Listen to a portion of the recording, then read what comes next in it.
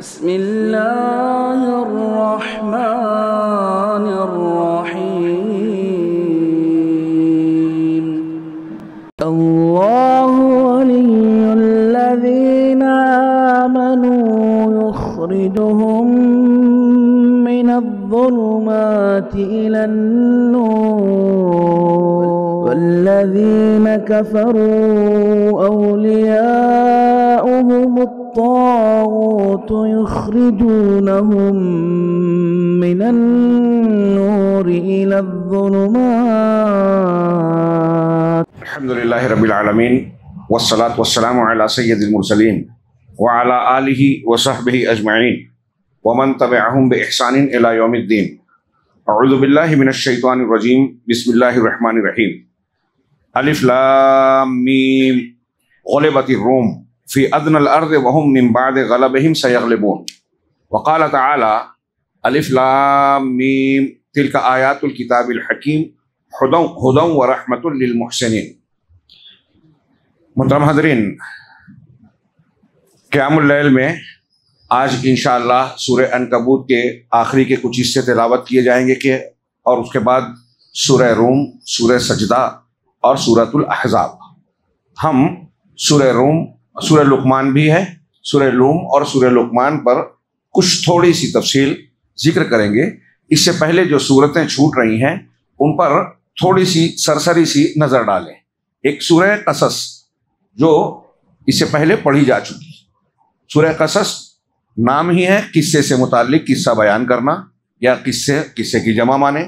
تو قصص میں اللہ تبارک و تعالیٰ نے حضرت موسیٰ علیہ السلام کا قصہ قدر تفصیل سے بیان کیا اور اس ضمن میں قارون کا بھی ذکر کیا گیا. فرعون جو حکومت اور سیاست طاقت کی وجہ سے نشے میں چور تھا، تکبر میں مبتلا تھا، اللہ تبارک و تعالیٰ کی نشانیاں دیکھ لینے، سمجھ لینے، جان لینے کے باوجود حضرت موسیٰ علیہ السلام کی دعوت کو قبول نہیں کیا اور سرکشی پر آمادہ رہا. اس کا عبرت ناک انجام ہوا. اگر اس کی زندگی پر اور اس کے تفصیلات پر ہم غور کریں، جس کا ذکر قرآن نے بار بار کیا، قرآن کا بار بار تذکرہ کرنا اس بات کا کی تعلیم ہے یا اشارہ ہے کہ اس کے قصے میں ہمارے لیے عبرت و نصیحت کا بڑا سامان ہے. اور یہ بھی معلوم ہوتا ہے بقول علامہ شیخ الاسلام علامہ ابن تیمیہ رحمہ اللہ کہ ہم میں سے ہر شخص میں فرعونیت کا کچھ نہ کچھ عنصر پایا جاتا ہے. اگر ایسا نہیں ہوتا، ہمارے اندر بھی وہ نفسیات، وہ مزاج کسی قدر پایا نہیں جاتا، امکان نہ ہوتا، تو اللہ تبارک و تعالیٰ اس کا ذکر کرتا ہی نہیں.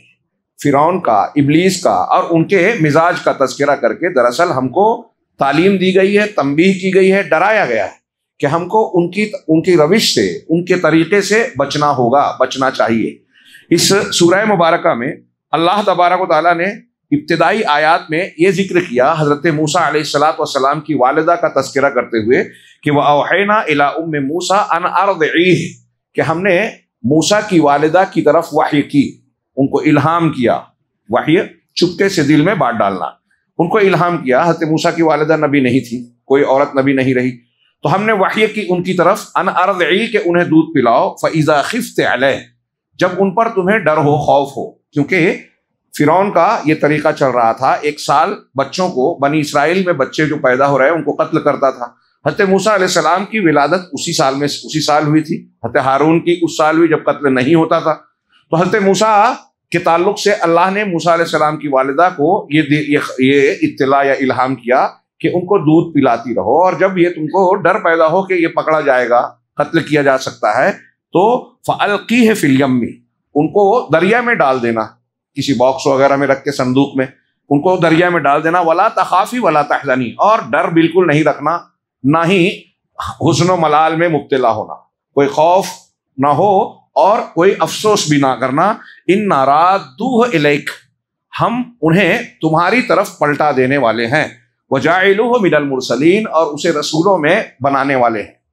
اللہ تبارک و تعالیٰ نے یہ وعدہ کیا، اور یہ وعدہ کس طرح پورا ہوا سورہ مبارکہ پڑھیے کہ کس طرح حضرت موسیٰ علیہ السلام دریا کے راستے فرعون کے گھر میں پہنچے.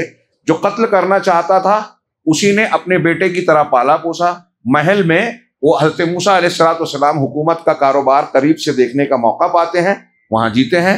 پھر بعد میں ان کی قوم، یہ بالکل واضح تھا کہ وہ بنی اسرائیل کے بچے ہیں اور بنی اسرائیل کے فرد ہیں، بعد میں غلطی سے ایک شخص کو، ایک آدمی دو جھگڑا کرنے والوں کو ہٹاتے ہوئے ایک شخص کو گھوسا مارا، اور وہ فوقذ موسیٰ فقضى علیہ، اسی سورہ مبارکہ میں گھوسا مارا اور وہ مر گیا۔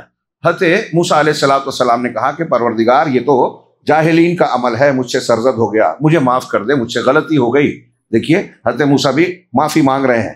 اللہ تبارک و تعالیٰ نے پھر کسی معاف کیا، اور پھر دوسرے دن وہی آدمی دوسرے سے جھگڑا کر رہا تھا۔ حضرت موسیٰ نے کہا کہ تم جو ہے زمین میں فساد پھیلانا چاہتے ہو، اور جب یہ کہہ کر آگے بڑھے تو اس نے سمجھا کہ موسیٰ میری طرف بڑھ رہا ہے، اور کہا کہ تم کیا مجھے بھی اسی طرح قتل کرنا چاہتے ہو جیسے کل ایک آدمی کو مارا تھا؟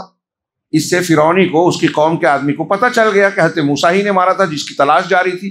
اور پھر ایک شخص نے آ کے موسیٰ علیہ السلام کو خبر دی کہ ملا سرداران دربار آپ کے تعلق سے یہ مشورہ کر رہے ہیں کہ آپ کو قتل کریں، لہٰذا آپ مصر سے نکل جائیں۔ حضرت موسیٰ علیہ السلام مصر سے نکلتے ہیں، مدین پہنچتے ہیں، واقعہ اس میں ذکر کیا گیا۔ اور وہاں پہنچنے کے بعد دیکھتے ہیں کہ ایک کنویں پر کچھ عورتیں ہیں اور الگ کھڑی ہیں، الگ تھلگ بکریاں لے کر، اور کچھ لوگ کنویں سے پانی پلا رہے ہیں۔ ان دونوں عورتوں سے پوچھا تمہارا کیا معاملہ ہے؟ کہا جب تک قوم کے لوگ پانی نہ پلا لیں ہم نہیں پلا سکتی، اور ہمارے باپ جو ہے بہت بوڑھے آدمی ہیں، ابونا شیخ کبیر، ہمارے والد جو ہے بہت بڑے بزرگ ہیں۔ حضرت موسیٰ علیہ السلام کا اخلاق اور کرامت، یعنی ان کی شرافت دیکھیے، بھوکے ہیں، مسافر ہیں اور تھکے ماندے ہیں، لیکن ایسی صورت میں بھی کمزور کو دیکھا تو ان کی مدد کی، ان کی بکریوں کو اکیلے پانی پلایا، اور پھر ان سے کوئی اجر معاوضہ نہیں مانگا بلکہ درخت کے نیچے جا کر بیٹھ گئے۔ اللہ نے کہا کہ سائے میں بیٹھے، اور موسیٰ علیہ السلام نے دعا کی، رب انی لما انزلت الی من خیر فقیر، پروردگار جو کچھ خیر تو میری طرف نازل کرے میں اس کا فقیر ہوں، محتاج ہوں۔ اولو العزم رسول اللہ کے محتاج ہیں، تو اولیاء اور صالحین یا دوسرے بزرگان کا کیا معاملہ ہوگا؟ بہرحال انہوں نے اللہ سے مانگا۔ تھوڑی ہی دیر میں ان دو میں سے ایک عورت آئی اور اس نے کہا اِنَّ ابانا یدعوک، کہ میرے والد، ہمارے والد آپ کو بلا رہے ہیں، لیجزیک اجر ما سقیت لنا، جو تم نے ہمارے جانوروں کو اور ہمیں پانی پلایا اس کا معاوضہ دینے کے لیے۔ پھر وہ اللہ تعالیٰ نے اس میں جو نقشہ کھینچا ہے کہ فجاءت احداہما علی استحیاء، جملہ ہے قرآن مجید کا، فجاءت احداہما تمشی علی استحیاء، ان دو عورتوں میں سے ایک حیا کے ساتھ چلتی ہوئی آئی، قالت ان ابی یدعوک، ان ابی یدعوک، کہ میرے والد آپ کو بلا رہے ہیں، لیجزیک اجر ما سقیت لنا، فلما جاءہ وقص علیہ القصص، جب حضرت موسیٰ آئے اور اپنا واقعہ ان کے والد سے بیان کیا، لوگ کہتے ہیں کہ وہ حضرت شعیب تھے، لیکن صحیح بات یہ ہے کہ وہ ایک نیک انسان تھے، ہاں، تو کہا کہ ڈرو نہیں، تم ظالم لوگوں سے تم نجات پا گئے۔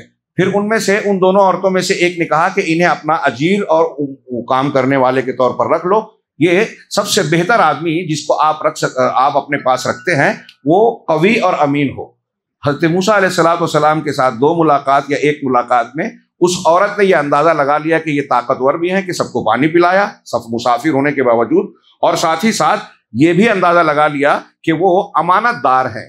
کہتے ہیں کہ جب وہ ان کے ساتھ والد کے پاس آنے لگے تو عورت سے کہا کہ آپ میرے آگے نہ مت چلو، میرے پیچھے چلو، اور مجھے آگے پیچھے سے راستہ بتانا، اس لیے کہ حضرت موسیٰ چاہتے تھے کہ جب وہ آگے رہیں گی تو میری نظر بار بار ان پر پڑے گی، اور یہ اخلاقی اعتبار سے ٹھیک نہیں ہے۔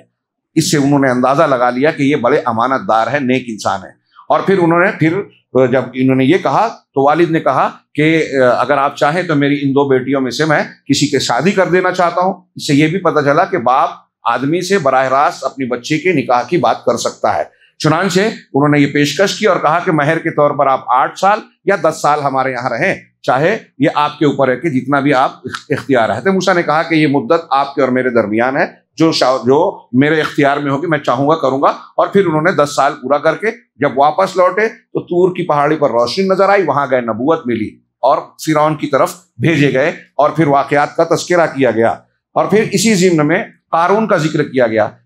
فرعون نے سرکشی کی، نہیں مانا، اس کا انجام کیا ہوا آپ بار بار سنتے پڑتے ہیں، ڈبو دیا گیا۔ اس کی دولت، محل، طاقت، قوت، لشکر کوئی کام نہیں آیا، بلکہ پورے لشکر کے ساتھ وہ اپنے محلات کو چھوڑ کر غرقاب ہوا۔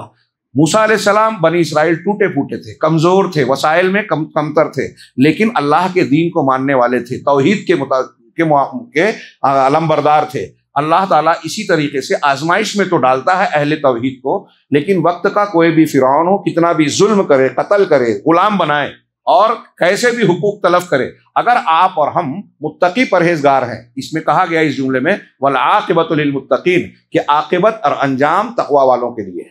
ہم متقی ہیں تو اللہ کی مدد بالآخر آ کر رہے گی، اور آزمائش کی چکی سے ہم کو گزرنا ہی پڑے گا۔ یہ ان واقعات کے بہت سارے اسباق و ہدایات میں سے ایک ہدایت ہے کہ آپ اور ہم مومن ہیں تو مصیبتیں، پریشانیاں، غم، اندوہ کے حالات آئیں گے، ہمیں ایمان کے ساتھ ان کا مقابلہ کرنا ہے، تقوی پہ قائم رہنا ہے۔ بہرحال قارون نے، دوسرا معاملہ قارون کا تھا، قارون نے جو ہے دولت کی بنیاد پر اس کے خزانے کا ذکر کیا کہ اتنا خزانہ تھا کہ جانوروں کی ایک جماعت کو اس کے خزانے کی کنجیاں اٹھانے سے تھکا دیتی تھی۔ وہ کتنے کنجیاں تھیں تو کتنا خزانہ رہا ہوگا۔ اس سے کہا گیا کہ اللہ پر ایمان لاؤ اور ایسے ہی احسان کرو جیسے اللہ نے تم پر احسان کیا ہے، تو اس نے کہا انما اوتیتہ علی علم عندی، مجھے جو دولت ملی ہے اپنے علم اور صلاحیت کی بنیاد پر ملی ہے۔ ایسے ہی اگر آج ہم میں کوئی کماتا ہے، دماتا ہے، کوئی کارنامہ انجام دیتا ہے اور یہ سمجھتا ہے کہ میں نے کیا، اللہ کو بھول جاتا ہے، مسبب کو بھول جاتا ہے، تو وہ قارون کی طرح ہے۔ بہرحال اس کو چلتا دیکھ کر لوگ اس پر رشک کرتے تھے کہ کاش ہم کو بھی ایسی دولت ملتی، لیکن اللہ نے اس کو اس کی دولت سمیت زمین میں دھسا دیا، اور لوگ اس کو دیکھ کر عبرت لینے پر مجبور ہوئے۔ یہ پورا واقعہ ہوا، حضرت موسیٰ علیہ السلام واپس آئے اور پھر جو کچھ معاملات ہوئے، اس میں جو کہا تھا، اللہ کا وعدہ تھا کہ ہم آپ کو رسول بنانے والے ہیں اور تم غم نہ کرو۔ والدہ سے کہا غم اور افسوس نہ کرو، ڈرو نہیں، ہم اسے تمہارے پاس لوٹا دیں گے۔ موسیٰ علیہ السلام لوٹ کر آئے۔ ٹھیک اسی طریقے سے اب اس واقعے کے تناظر میں سورہ مبارکہ میں نبی کریم صلی اللہ علیہ وسلم اور مسلمانوں کو جو دروس اور ہدایات دی گئی، اس میں ایک وعدہ اللہ کے رسول صلی اللہ علیہ وسلم سے بھی کیا گیا، اور وہ تھا کہ ان الذی فرض علیک القرآن لرادک الی معاد، کہ آپ پر قرآن جس اللہ نے آپ پر قرآن نازل کیا ہے، عمل اور تبلیغ کے لیے فرض کیا ہے، وہ آپ کو پہلی جگہ تک پہنچانے والا ہے، لوٹانے والا ہے۔ یعنی مکہ سے آپ نکل کر مدینہ آ رہے ہیں، ہجرت کرنے پر مجبور ہیں، اور ہجرت کرنے کے بعد واپس اللہ کا وعدہ ہے کہ آپ کو واپس مکہ میں فاتحانہ داخل کرے گا۔ جس وقت آپ ہجرت کر رہے تھے، آپ کے جان کے لالے تھے، آپ کی اور ابو بکر صدیق رضی اللہ عنہ کی جان پر زندہ یا مردہ پکڑ کر لانے والے کو 100 اونٹ کے انعام کا اعلان تھا، لوگ ڈھونڈ رہے تھے، دیوانہ وار ڈھونڈ رہے تھے۔ تو جس مکہ سے آپ کو اس طرح نکلنا پڑا، اسی مکہ میں ہم آپ کو واپس لوٹائیں گے، یہ اللہ نے پہلے ہی وعدہ کیا اس سورہ مبارکہ میں۔ جیسے موسیٰ علیہ السلام کی والدہ سے وعدہ کیا تھا اور لوٹایا اللہ نے، ایسے ہی نبی کریم صلی اللہ علیہ وسلم سے جب یہ وعدہ کیا تو 8 سال کے بعد 8ویں سال میں ہجرت کے نبی کریم صلی اللہ علیہ وسلم ایک بڑا لشکر لے کر اسی مکہ میں فاتحانہ داخل ہوئے، اور جن لوگوں نے آپ کے جان پر، آپ کے سر پر انعام رکھا تھا، وہ آپ کے سامنے یا تو مجرمین کی طرح کھڑے تھے، یا قتل کر دیے گئے، یا مکہ چھوڑ کر بھاگنے پر مجبور ہوئے۔ یہ اللہ کے وعدے کی تکمیل تھی، اور یہ کوئی چھوٹی موٹی بات نہیں ہے۔ اس اعتبار سے اس سورہ مبارکہ کا مرکزی عنوان لوگوں نے بتایا کہ اللہ کے وعدوں پر ہمیں یقین ہونا چاہیے۔ اللہ نے ہم سے وعدہ کیا ہے متقی رہو گے تو اللہ تمہاری مدد کرے گا۔ اللہ نے وعدہ کیا ہے کہ اگر تم تقوی اختیار کرو گے تو ہر مصیبت سے نکلنے کا راستہ دے گا، تو ہمیں یقین کرنا چاہیے، اور اللہ وعدوں کی خلاف ورزی نہیں کرتا۔ اس سورہ مبارکہ میں جو میں نے بتایا کہ 8 سال بعد، لوگوں نے یہ مناسبت بتائی کہ دیکھیے حضرت موسیٰ علیہ السلام مصر سے مدین گئے، مدین سے جب لوٹے تو 8 سال بعد لوٹے تھے، کچھ لوگوں نے کہا 10 سال، اور اللہ کے نبی صلی اللہ علیہ وسلم نے بھی 8 سال بعد مکہ میں واپسی حاصل کی۔ اسی طریقے سے اس کے بعد دوسری سورہ عنکبوت ہے۔ عنکبوت یعنی مکڑی، کتنی حقیر سی چیز ہے۔ ہم نے اس سے پہلے نمل پڑھی، سورہ نمل چونٹیوں کی، پھر نحل کا گزرا حصہ، یہاں عنکبوت کا۔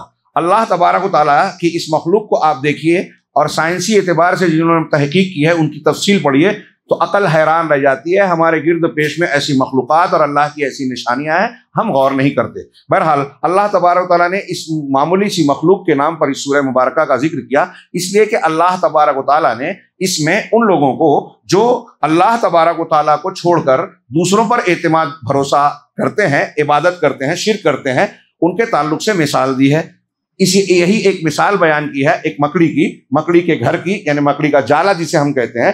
چنانچہ اللہ نے فرمایا مثل الذین اتخذوا من دون اللہ اولیاء، جن لوگوں نے اللہ کو چھوڑ کر دوسروں کو اپنا کارساز، سرپرست اور نگہبان، اولیاء بنا لیا، کمثل العنکبوت، ان کی مثال ایسی ہے جیسے مکڑی، اتخذت بیتن جس نے گھر بنا لیا، وَإِنَّ أَوْهَنَ الْبُيُوتِ لَبَيْتُ الْعَنْكَبُوتِ، جبکہ گھروں میں سب سے کمزور گھر عنکبوت کا یعنی مکڑی کا گھر ہے، لَوْ كَانُوا يَعْلَمُونَ، کاش کہ وہ جانتے۔ یعنی کیا مطلب؟ جیسے مکڑی کا جالا ہے آسانی سے ٹوٹ جاتا ہے، ہاں کمزور اس میں پھنستے ہیں چھوٹے موٹے کیڑے، اور طاقتور کیڑا بھی توڑ دیتا ہے، آپ اور ہم بھی آسانی سے اسے صاف کر دیتے ہیں۔ تو جس طرح وہ ٹک نہیں پاتا، آسانی سے ختم ہو جاتا ہے، ایسے ہی دنیا میں جو لوگ اللہ کے سوا دوسروں پر اعتماد بھروسہ کرتے ہیں، دوسروں سے امیدیں باندھتے ہیں اللہ کو چھوڑ کر، تو ان کا معاملہ ایسا ہی ہے کہ ان کی یہ امید، ان کا یہ بھروسہ مکڑی کے جالے کی طرح کمزور ہے۔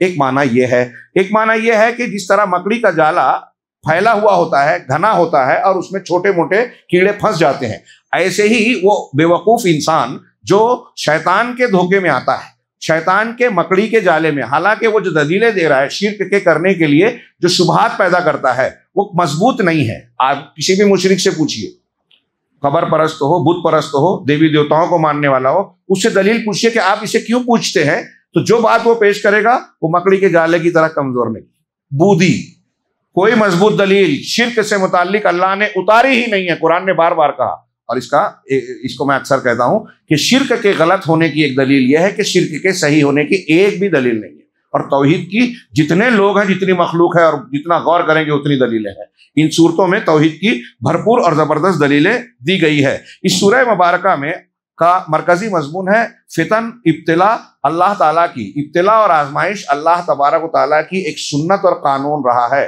اللہ تعالیٰ مختلف ذریعوں سے اپنے بندوں کو، چاہے وہ انبیاء ہی کیوں نہ ہو، آزماتا ہے، ابتلا اور آزمائش میں مبتلا کرتا ہے۔ اور اس سورہ مبارکہ میں مختلف آزمائشوں کا تذکرہ کیا گیا ہے کہ ان آزمائشوں میں آدمی کو چاہیے کہ اپنے دین پر ثابت قدم رہے، سچائی کا ساتھ اور دامن نہ چھوڑے۔ چنانچہ وَوَصَّيْنَا الْإِنسَانَ بِوَالِدَيْهِ حُسْنًا وَإِنْ جَاهَدَاكَ أَن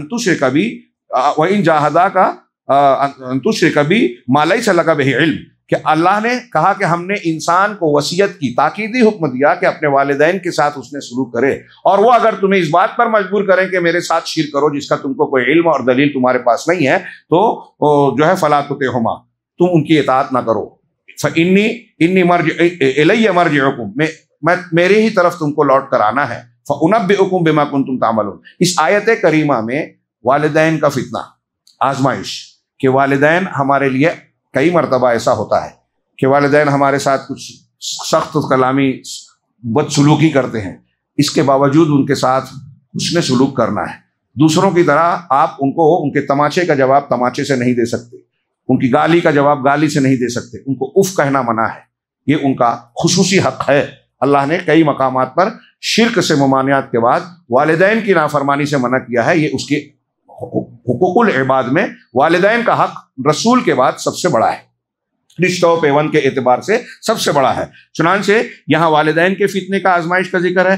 اس طرح فتنۃ الناس، لوگوں کا فتنہ، آپ کو حق معلوم پڑ گیا، سچائی معلوم ہے کہ یہ دین سچا ہے، یہ نبی صلی اللہ علیہ وسلم کی سنت اور طریقہ نہیں ہے، یہ منہج صحیح ہے، یہ سنت ہے اور یہ بدعت ہے۔ اب آپ بدعتیوں کے بیچ میں جا رہے ہیں تو ان کے ساتھ بدعت کرنے لگ رہے ہیں، اس لیے کہ اگر آپ نہیں کریں گے تو آپ کو ڈر ہے کہ لوگ ہمیں ٹوکیں گے، بولیں گے، پریشان کریں گے، سوال جواب کریں گے۔ تو یہ لوگوں کا فتنہ ہے، لوگ کیا کہیں گے، لوگ کیا کہیں گے، اس جملے کے اس عنوان کے تحت ہم کیا کیا رسم و رواج اور کون کون سی چیزیں ہیں جو شریعت کے خلاف ہے ان پر عمل کر رہے ہیں، زندہ رکھے ہیں، چلتے جا رہے ہیں، مانتے ہیں کہ غلط ہے، لیکن لوگ کیا کہیں گے اس بنیاد پر کرتے ہیں، کرنے پر مجبور ہیں۔ رسم و رواج، شادی بیاہ کی بہت سی چیزیں، دین کے بہت سارے امور اسی عنوان کے تحت جو ہے غلط ہوتے ہوئے لوگوں نے اختیار کر رکھے ہیں۔ اللہ تبارک و تعالیٰ نے وَمِنَ النَّاسِ مَن يَقُولُ آمَنَّا بِاللَّهِ، کچھ ایسے لوگ بھی ہیں جو کہتے تو یہ ہیں کہ ہم اللہ پر ایمان لائے، فَإِذَا أُوذِيَ فِي اللَّهِ، لیکن جب اللہ تعالیٰ کے راستے میں اسے ستایا اور ایذا دی جاتی ہے، جَعَلَ فِتْنَةَ النَّاسِ كَعَذَابِ اللَّهِ، تو لوگوں کے فتنے کو، لوگوں کی تکلیف کو اللہ کے عذاب کی طرح بنا دیتا ہے، ہاں، یعنی اللہ کے عذاب کی طرح ڈر کے اس سے اپنے آپ کو پیچھے ہٹا لیتا ہے، ہاں، تو یہ لوگوں کا فتنہ ہے۔ اسی طرح شہوت کے فتنے کا تذکرہ ہے، قوم لوط کے واقعے کے ضمن میں بیان کیا کہ قوم لوط، وَلُوطًا إِذْ قَالَ لِقَوْمِهِ إِنَّكُمْ لَتَأْتُونَ الْفَاحِشَةَ مَا سَبَقَكَ أَحَدٌ مِّنَ الْعَالَمِينَ، ہاں، ما سبقكم بها من احد من العالمین، اور لوط کو یاد کیجئے جب انہوں نے اپنی قوم سے کہا کہ تم ایسی فاحشہ بے حیائی کا ارتکاب کرتے ہو جو تم سے پہلے پورے کائنات میں پوری دنیا میں کسی نے نہیں کی. شہوت رانی کی تکمیل کے لیے مرد سے تعلق قائم کرتا تھا. یہ پہلی مرتبہ ہوا.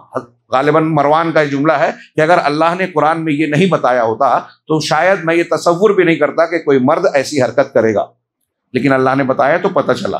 اس سے یہ بھی پتہ چلا کہ یہ فطرت نے پوری انسانی تاریخ میں سب سے پہلے قوم لوط نے اس جرم کا ارتکاب کیا. اور آج کے مہذب کہلانے والی جاہل دنیا یہ اس کو پروانہ اجازت اور قانونی رنگ دے کر اس کی اجازت دے رہی ہے کہ مرد عورت میاں بیوی کی طرح رہ سکتے ہیں. یہ فاحشہ ہے اور یہ شہوت کا فتنہ ہے. اسی طرح اس میں علم کے فتنے کا بھی ذکر کیا گیا ہے کہ علم اگر مل جائے تو کچھ لوگ اس کی وجہ سے بھی فتنے کا شکار ہوتے ہیں. آیت نمبر 47 سے 51 تک دیکھ سکتے ہیں. اسی طرح قوت کا فتنہ. قوم عاد اور سمود کو اللہ نے بھرپور قوت دی تھی، پہاڑوں کو تراش کر گھر بناتے تھے، بڑی قوت تھی. اللہ نے ان کو کہا کہ تم سے زیادہ طاقتور لوگ پائے گئے ہیں. قوت کا فتنہ اور دنیا کی زندگی کا فتنہ، امن اور امان کا فتنہ، یہ مختلف آیتیں ہیں. لیکن میں چونکہ اگلی سورت کی طرف بڑھنا چاہتا ہوں اس لیے میں نے صرف ان فتنوں کا تذکرہ کیا. اس کے بعد سورۃ الروم ہے جو انشاءاللہ آج آپ سنیں گے، تلاوت کریں گے. اللہ تبارک و تعالیٰ نے اس کا نام الروم رکھا کیونکہ اس کی ابتدائی آیات میں رومیوں اور ان کے ایک واقعے کی طرف اشارہ کیا گیا اور اللہ رب العالمین نے ان کے تعلق سے پیشین گوئی کی. رومی ایک قوم ہے اور ان کی بھی پرانی تہذیب ہے. اللہ کے نبی صلی اللہ علیہ وسلم کی ایک حدیث بھی ہے کہ قیامت جب قائم ہوگی تو یہ بڑی تعداد میں ہوں گے رومی، اور ان کا بڑا اثر ہے دنیا میں، ماضی میں بھی رہا ہے. اور اللہ تعالیٰ نے، بعض علماء نے لکھا کہ جس انداز میں اللہ نے ذکر کیا 1400 سال پہلے، تو 1400 سال بعد رومی اور رومیوں سے جڑی ہوئی قوم، یعنی آج جو یورپ اور امریکہ کی قومیں ہیں اس کو جوڑ لیجئے، اس نسل اور اس رنگ کی، تو وہ ایک دنیا پر ایک غلبہ اور ایک قوت کا تسلط رکھتے ہیں. اور اس اعتبار سے ان کا تذکرہ اللہ تبارک و تعالیٰ نے کیا اور ان کے تعلق سے اس ضمن میں جو ہدایات بیان کی اس میں اشارہ ہے کہ اگر دنیاوی اعتبار سے کوئی ترقی کرتا ہے لیکن آخرت ایمان سے محروم ہے تو اس سے دھوکہ نہیں کھانا.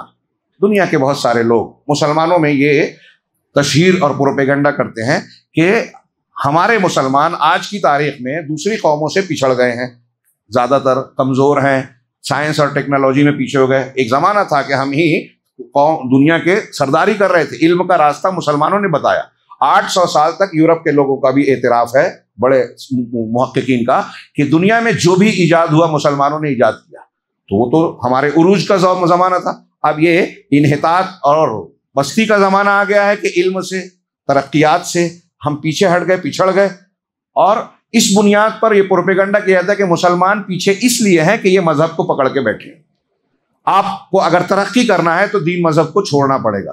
بینکنگ سسٹم اختیار کیجئے، کپڑے اتار دیجئے، ننگا پن اختیار کیجئے، فحاشی کیجئے، ان اصول و ضابطوں کو کہ داڑھی کی کیا رکھا ہے اور اس میں کیا رکھا ہے، اس میں کیا رکھا ہے، میاں بیوی کے تعلق کے لیے شادی بیاہ کی کیا ضرورت ہے، یوں بھی ڈیٹنگ کر سکتے ہیں، مل سکتے ہیں، اور وغیرہ وغیرہ. یہ پروپیگنڈا کے. اور بعض مسلمان اس سے متاثر بھی ہو جاتے ہیں. منکرین حدیث کی اسی مرغوبیت اور احساس کمتری کی وجہ سے پیدا ہوتے ہیں کہ ارے ہاں واقعی وہ ترقی کر رہے ہیں، ہم پیچھے ہیں، تو مولویوں کی وجہ سے پیچھے ہیں. قرآن و حدیث کی تعلیم سے لیکن ڈائریکٹ قرآن حدیث کو بول نہیں سکتے تو حدیثوں کا رد کرتے ہیں کہ وہ صحیح نہیں ہے، وہ تو ایسا ہے، وہ تو ویسا ہے، دنیا کے اعتراضات. بہرحال تو یہ روم کا نام رکھنے کے تعلق سے ضمناً میں نے تھوڑی سی بات عرض کر دی. اور اس سورہ مبارکہ میں جو اللہ نے ابتدائی آیت میں فرمایا کہ ایک مستقبل کے معاملے سے متعلق ایک خبر دی اللہ تبارک و تعالیٰ نے، جسے ہم پیشین گوئی کہتے ہیں. الف لام میم غلبت الروم، روم مغلوب ہو گئے، رومی مغلوب ہو گئے. فی ادنی الارض، نزدیکی زمین میں.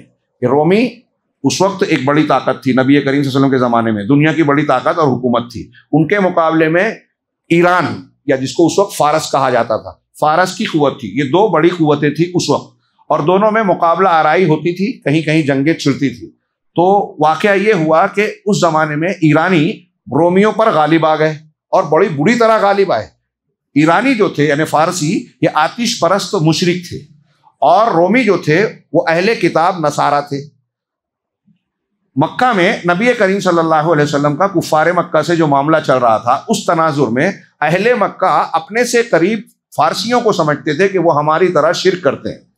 یہ شرک لفظ میں استعمال، وہ ہماری طرح ہے، مشرک تھے، اور مسلمان اہل کتاب ہونے کی وجہ سے رومیوں کو یا نصارہ کو اپنے سے قریب مانتے تھے کہ وہ بھی پچھلی نبوت اور پچھلی کتابوں پر ایمان رکھنے والے ہیں، اس لیے ان کی ہمدردی رومیوں سے تھی مسلمانوں کی، اور کفار مکہ کی ہمدردی جو ہے وہ مشرکین کے ساتھ تھی۔ اب اسی بنیاد پر آج کل ہمارے یہاں اسپورٹس وغیرہ میں چلتا ہے معاملہ۔ بہرحال جب فارسی غالب آ گئے تو اس پر مسلمانوں نے، مشرکین نے بڑا جشن منایا، خوشی منائی، اور مسلمانوں کو گویا اس طرح کی تعریض اور طنز کیا کہ جیسے وہ ہیں ویسے تم بھی ہو، جیسے وہ مغلوب ہو گئے تم کو بھی ہم پچھاڑ دیں گے۔ تو ایک طریقے سے مسلمانوں کے لیے یہ غم و اندوہ کی بات تھی، اور مشرکین چڑھے جا رہے تھے۔ اس تناظر میں اللہ نے یہ پیشین گوئی فرمائی کہ رومی مغلوب ہو گئے فی ادنی الارض، قریب کی زمین میں۔ قریب کی زمین سے مراد جو عرب میں جہاں رسول اللہ صلی اللہ علیہ وسلم مکہ وغیرہ میں تھے وہاں سے قریب تر زمین تھی فلسطین اور شام کی، اور نصارہ کی حکومت وہاں تک تھی، ایلیا تک۔ ہاں، جب اللہ کے رسول صلی اللہ علیہ وسلم نے خط بھیجا تھا ہرقل کے نام تو ایلیا میں ہی وہ اس کی آمد پر اس خط کو پیش کیا گیا تھا۔ بہرحال فی ادنی الارض، قریب کی زمین میں، وہم من بعد غلبہم سیغلبون، اور وہ اپنے غلبے کے بعد، مغلوب ہو جانے کے بعد ان قریب پھر سے غالب آ جائیں گے، پھر سے وہ ایرانیوں پر، فارسیوں پر فتح پا جائیں گے۔ فی بضع سنین، چند سالوں میں۔ بضع کا لفظ 3 سے 9 تک پر دلالت کرتا ہے عربی میں، 3 سے 9 کی تعداد پر، یعنی چند سالوں میں وہ پھر سے غالب آ جائیں گے۔ ہاں، فی بضع سنین للہ الامر من قبل ومن بعد، پہلے بھی معاملہ اللہ کے اختیار میں تھا اور بعد کا بھی۔ ویومئذ یفرح المؤمنون، اور اس دن مومنین جو ہے خوش ہوں گے اللہ کی مدد کی وجہ سے، اور اللہ جس کے چاہتا ہے اپنی مدد میں مدد پہنچاتا ہے۔ چنانچہ جب یہ آیت نازل ہوئی تو مومنوں کو یقین تھا کہ یہ عنقریب جو ہے غلبہ پائیں گے۔ ابو بکر صدیق رضی اللہ تعالیٰ عنہ نے، یہ مکی دور کی صورت ہے، مکہ ہی میں تھے مسلمان، اس بنیاد پر ابو جہل سے بحث ہوئی اور ابو بکر صدیق نے دعویٰ کیا کہ عنقریب رومی غالب آ جائیں گے۔ حالات، واقعات جو تھے، اگر آپ اس وقت کی تاریخ پڑھیں گے تو دنیا کا کوئی انسان اس بات کو قبول نہیں کر سکتا تھا۔ قرآن اور حدیث کی پیشین گوئیاں مخالف حالات کی ہوتی ہیں۔ پیٹ پر پتھر بندھے ہیں، مدینہ میں آپ اپنی حفاظت کے لیے جو ہے خندق کھود رہے ہیں۔ غزوہ احزاب ہم اثر بعد انشاءاللہ پڑھیں گے اگلے 2-4 دنوں میں۔ ہاں، تو پیٹ پر پتھر، اس وقت اللہ کے رسول کھڈا کھودتے ہوئے، خندق کھودتے ہوئے کہہ رہے ہیں کہ مسلمانوں کی قوت اور مسلمانوں کا غلبہ فلاں فلاں ملک تک آئے گا۔ نبی کریم صلی اللہ علیہ وسلم جب اپنے مدینہ میں اپنی حفاظت کے لیے خندق کھودنے میں اس وقت پیشین گوئی کرے کہ مسلمانوں کو غلبہ ملے گا، حکومتیں ملے گی، خزانے آئیں گے۔ یہ نبی کی پیشین گوئی ایسی ہوتی ہے۔ سیاستداں اور آج کے لوگ جو ہیں وہ حالات قوائف اور دیکھ کر اندازہ لگاتے ہیں، کبھی صحیح ہو جاتی ہے کبھی غلط، تو یہ پیشین گوئی نہیں ہے۔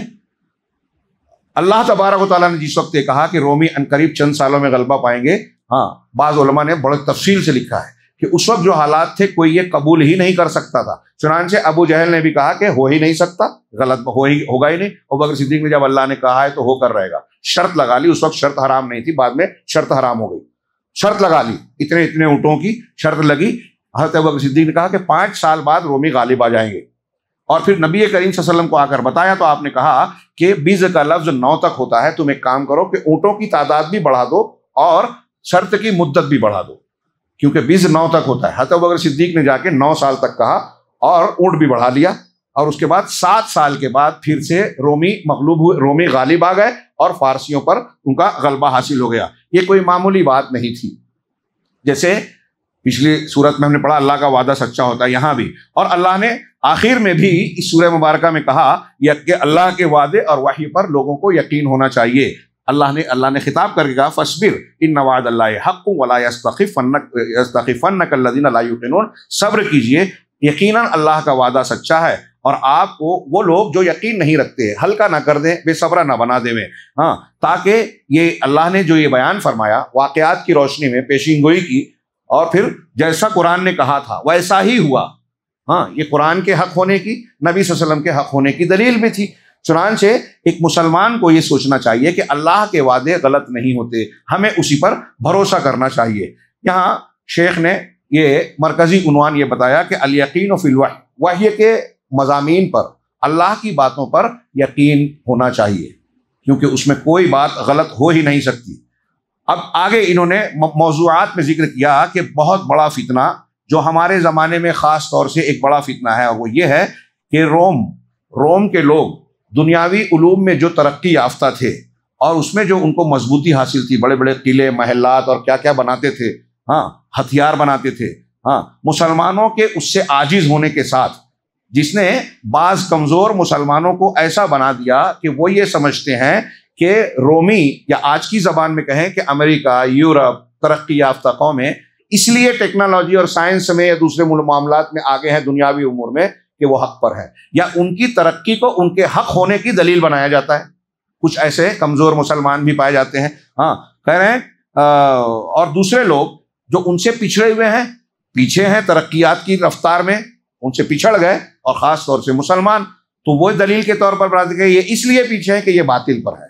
ہاں، اور یہ اشارہ کیا قرآن کی ان آیتوں نے اور ان آیتوں کے بعد کے بیان نے کہ یہ بہت کھلی ہوئی غلط فہمی ہے، باطل بات ہے، یہ کوئی سند والی بات نہیں ہے کہ دنیا کی ترقی، کسی کا دولت مند ہونا، طاقتور ہونا، ترقی یافتہ ہونا دنیاوی اعتبار سے اس کے دین اور مذہب کے سچے ہونے کی دلیل ہو، اور دنیاوی اعتبار سے کسی کا کمزور، غریب یا پچھڑ جانا یہ اس کے باطل ہونے کی دلیل ہو۔ پورے انبیاء کرام کے قصوں میں دیکھیے، میں نے اس سے پہلے بھی کہا، فرعون کے پاس کیا کچھ نہیں تھا، اور موسیٰ علیہ السلام کے پاس دنیاوی اعتبار سے کیا تھا، لیکن ایمان تھا، توحید تھی، اور یہ توحید اور ایمان دنیا کی ساری دولت قوت سے کہیں زیادہ مضبوط ہے کہ اللہ سے جب آپ توحید و ایمان کے ساتھ دعا کریں گے تو رب العالمین آپ کی مدد کرے گا، اور دنیا کی بڑی سے بڑی طاقت آپ کا بال بیکا نہیں کرے گی اگر اللہ چاہے۔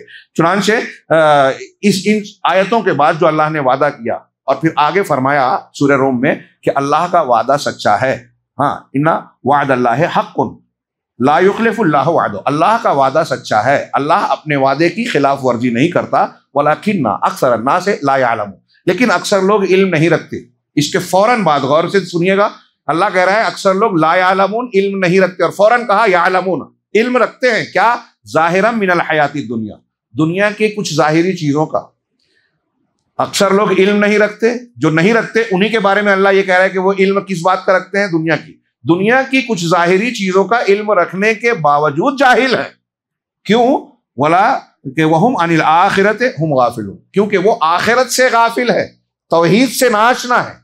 معلوم یہ ہوا کہ ایک آدمی بہت بڑی ڈگری لے لیا دنیا میں، بہت بڑے منصب پر پہنچ گیا، بہت ترقی کر لی، نام ہو گیا، روز ٹی وی پہ آتا ہے، بہت کروڑوں لوگوں نے لائک کیا، سبسکرائب کیا، لیکن اگر وہ ایمان، توحید اور آخرت کے علم سے ناواقف ہے تو وہ قرآن کے بیان کے مطابق اس علم رکھنے کے باوجود لا یعلمون، یعنی علم نہ رکھنے والوں میں شامل ہے۔ اصل علم یہ ضروری ہے، یہ ضروری علم ہے، باقی خادم ہے انسانیت اور انسانوں کے لیے، وہ رہے نہ رہے، اس کی فضیلت ہے، اہمیت ہے اپنی جگہ، لیکن وہ ہے اور یہ نہیں ہے تو بیکار ہے، اور یہ اس کے ہوتے ہوئے وہ ہے تو پھر بہت سونے پہ سہاگا ہے۔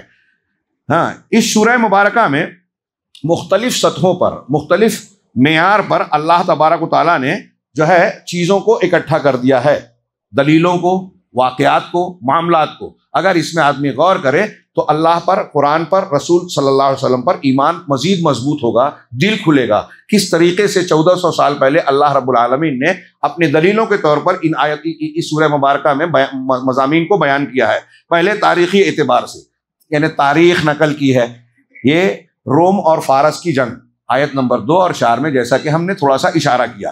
اقتصادی طور پر اقتصادیات کا ذکر کیا گیا اس سورہ مبارکہ میں، آیت ہے، آیت نمبر 39 میں اللہ نے فرمایا کہ اس اقتصادیات کا ذکر کرتے ہوئے اللہ نے زکوٰۃ کی فضیلت بتائی، سود کو حرام بتایا، اور یہ بتایا کہ سود اگرچہ مال بڑھاتے ہوئے دکھ رہا ہے لیکن حقیقت میں اس میں فائدہ نہیں ہے، بلکہ اس میں خسارہ، نقصان ہے اور شقاوت ہے، بدبختی ہے، انسانی ہمدردی کو مار دینے والی چیز ہے سود۔ جو لوگ سود کھاتے پیتے ہیں ان کے اندر ہمدردی مر جاتی ہے۔ ایک آدمی آپ کا بہت اچھا دوست ہے، اس کے والد کا آپریشن ہے، آپریشن کے لیے بڑی رقم کی ضرورت ہے، آپ پیسے والے ہیں، اگر سودی لین دین کرتے ہیں اور وہ بہت قریبی دوست ہو یا رشتہ دار ہی کیوں نہ ہو، آ کے کہتا ہے کہ مجھے 1 لاکھ روپیہ آپ قرض دے دو، مدد دے دو، تو قرض دو گے تو میں آپریشن کروا لوں گا، تو آدمی کے ذہن و دماغ میں آتا ہے اسے قرض دوں گا تو جتنا دوں گا اتنا ہی ملے گا، اور ہو سکتا ہے وہ بھی نہ ملے، جتنی مدت دے رہا ہے اس سے زیادہ، یہی پیسہ میں بینک میں رکھ دوں تو بڑھ کے ملے گا، مہینے کا اتنا پرسنٹیج ملے گا، یہ سود ہے۔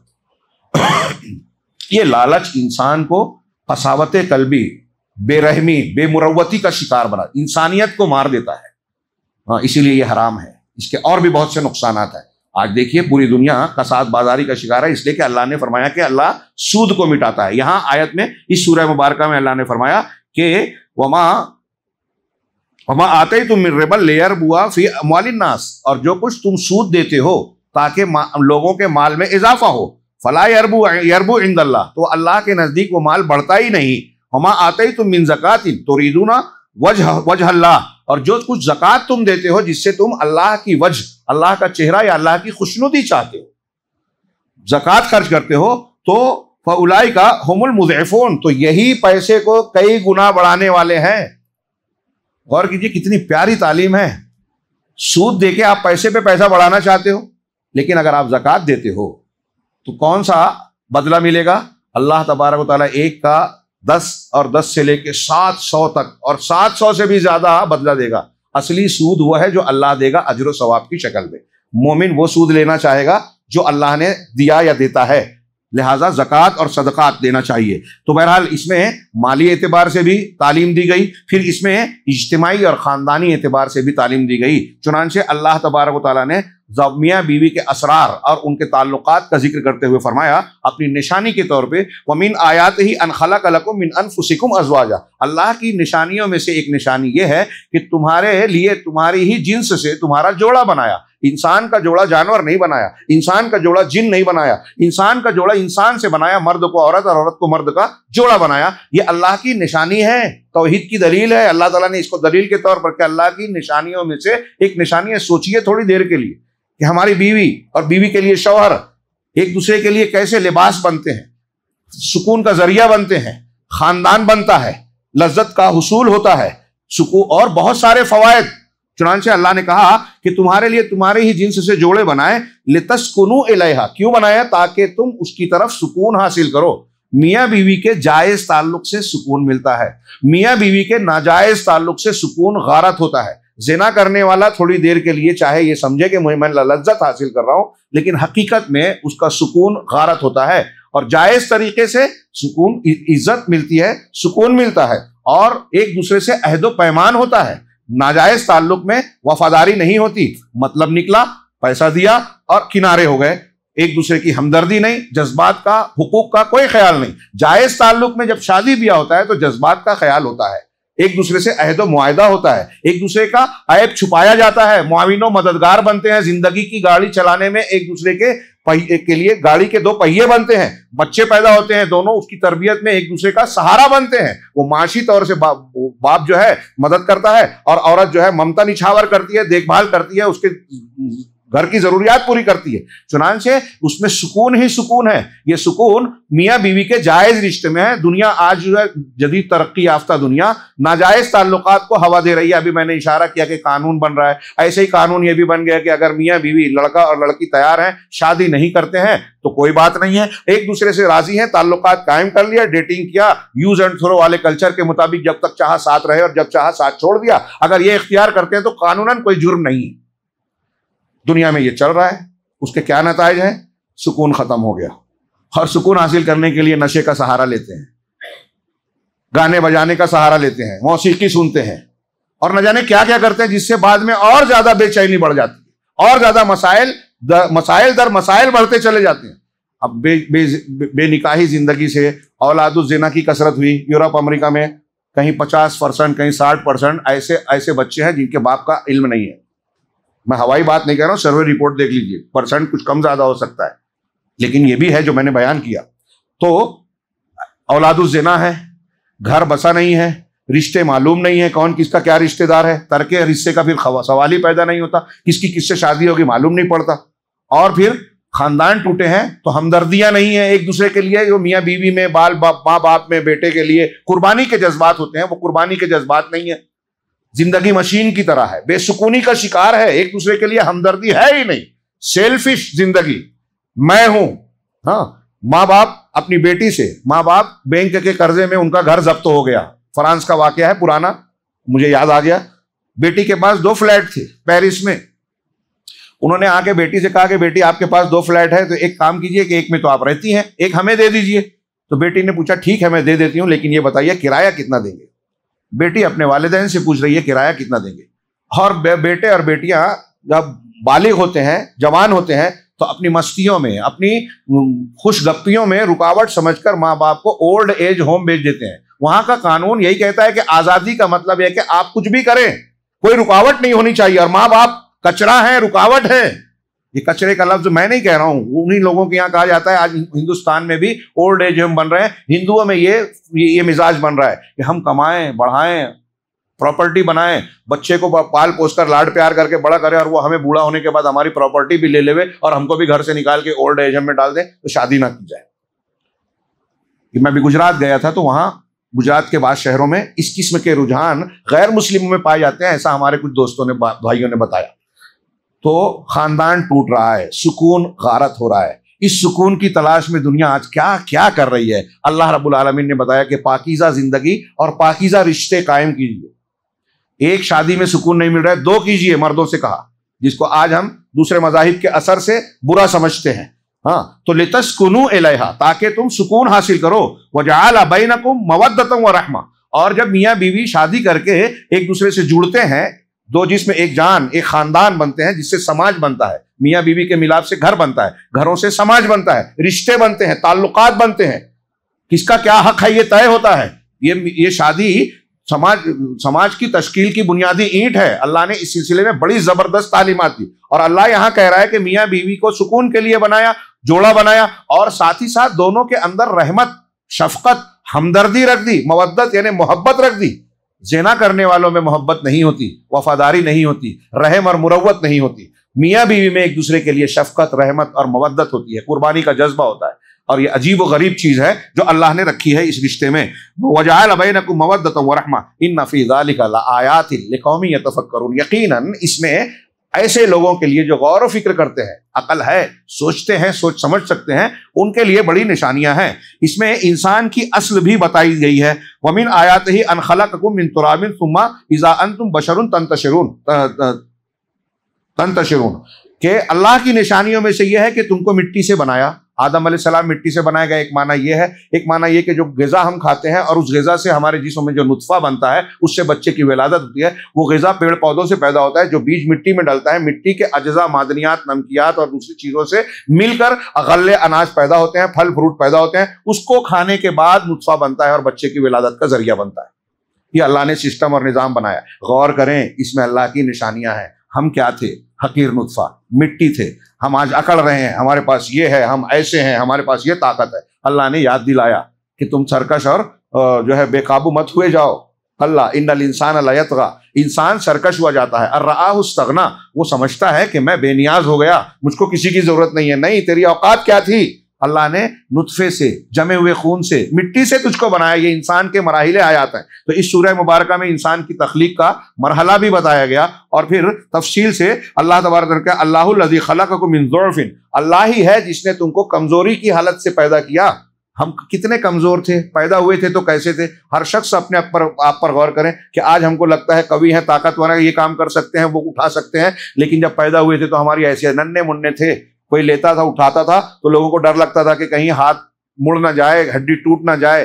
ہاں، اللہ کہہ رہا ہے کہ اللہ نے تم کو ضعف اور کمزوری سے پیدا کیا۔ ثم جعل من بعد ضعف قوة، پھر ضعف کے بعد، کمزوری کے بعد قوت دی، طاقت دی۔ بچپن کے بعد جوانی میں طاقت آ جاتی ہے۔ ثم جعل من بعد قوة ضعفا، پھر قوت کے بعد پھر سے تم کو ضعف دے دیا، جوانی، اور اس کے بعد ادھیڑی آئی، بڑھاپے کی طرف گئے، ضعفا وشیبا، اور بڑھاپا دے دیا۔ یہ اللہ تبارک و تعالیٰ نے انسان کے مراحل حیات بتائے کہ یہ اللہ کا بنایا ہوا سسٹم ہے۔ اس سسٹم پر بھی غور کرو تو تمہیں سمجھ میں آئے گا کہ دنیا کے کسی انسان کے اپنے بس کی بات نہیں ہے کہ یہ سارا نظام قائم کر سکے۔ رب العالمین نے یہ نظام بنایا ہے، اور بنانے والا ایک ہی ہو سکتا ہے۔ کائنات میں کوئی اور ہو ہی نہیں سکتا، کسی اور کی طاقت ہی نہیں ہے کہ ایسا بنائے۔ اسی طرح آسمانوں اور زمین کی پیدائش کا ذکر کیا اللہ کی، ومن آیاتہ خلق السماوات والارض واختلاف السنتکم والوانکم ان فی ذلک لآیات للعالمین، کہہ رہے ہیں کہ اللہ کی نشانیوں میں سے آسمانوں اور زمین کو پیدا کرنا ہے، اور تمہاری زبانوں کا الگ الگ ہونا۔ آسمان اور زمین کی پیدائش، اسی پہ صرف موٹے موٹے طور سے غور کرے۔ دنیا کا کوئی دیہات میں رہنے والا آدمی آسمان دیکھ رہا ہے، کس نے بنایا؟ دنیا میں جن کو پوجا جاتا ہے ان آسمان کے بعد پیدا ہوئے۔ جو بعد میں پیدا ہوا وہ پہلے کیا کوئی کام کر سکتا تھا؟ اور پیدا بھی ہوئے تو کیا ایک مکھی پیدا کر سکتے؟ ایک مکھی جو نہیں بنا سکتا وہ آسمان بنا سکتا ہے؟ کتنی کھلی واضح دلیل ہے، لوگ غور نہیں کرتے۔ آسمان و زمین کی پیدائش اللہ کی نشانیوں میں سے اللہ نے یہاں کہا، اور تمہاری زبانوں کا مختلف ہونا۔ ایک تو معنی یہ ہوا زبان کا مختلف ہونا کہ ایک ہم اردو بول رہے ہیں، کوئی عربی بولتا ہے، کوئی انگریزی، کوئی اسپینش، کوئی فرانسیسی فرینچ بولتا ہے، کوئی پشتو بولتا ہے، کوئی ڈینش لینگویج بولتا ہے، کوئی اور لینگویج، لاکھوں بلکہ ہزاروں زبانیں ہیں دنیا میں، ہزاروں۔ یہ اتنی زبانوں کا ہونا یہ بھی اللہ کی نشانی ہے، کیسے علوم کا ذخیرہ دیا ہے انسانوں کو، تو وہ خود کتنے علم والا ہے۔ ایک دوسرا یہ کہ ایک زبان بولنے والے بھی، جیسے میں بول رہا ہوں، آپ کہہ رہے ہیں، فلاں اور فلاں، یہاں جتنے لوگ بیٹھے ہیں جب بات کرتے ہیں تو سب کا لہجہ الگ ہے، انداز الگ ہے۔ حیدرآباد کے لوگ الگ انداز میں بات کرتے ہیں، لکھنؤ دلی کے لوگ الگ لہجے میں بات کرتے ہیں، ہاں، اور لوگ بات چیت کے انداز سے، الفاظ کی ادائیگی سے، کچھ الفاظ کے استعمال سے پتہ لگا لیتے ہیں کہ یہ کہاں کا ہے۔ زبانوں کا انداز، لہجوں کا الگ، ایک ہی زبان بولنے والے الگ الگ لہجہ بول رہے ہیں، یہ دونوں معنی اس میں شامل ہے کہ اللہ کی نشانی ہے کہ تمہاری زبانیں الگ الگ ہیں۔ ہاں، یہ زبان بھی ہے، ہاں، مزے الگ الگ ہیں، پسند الگ الگ ہے، اسی طریقے سے تمہارے رنگ الگ الگ ہیں۔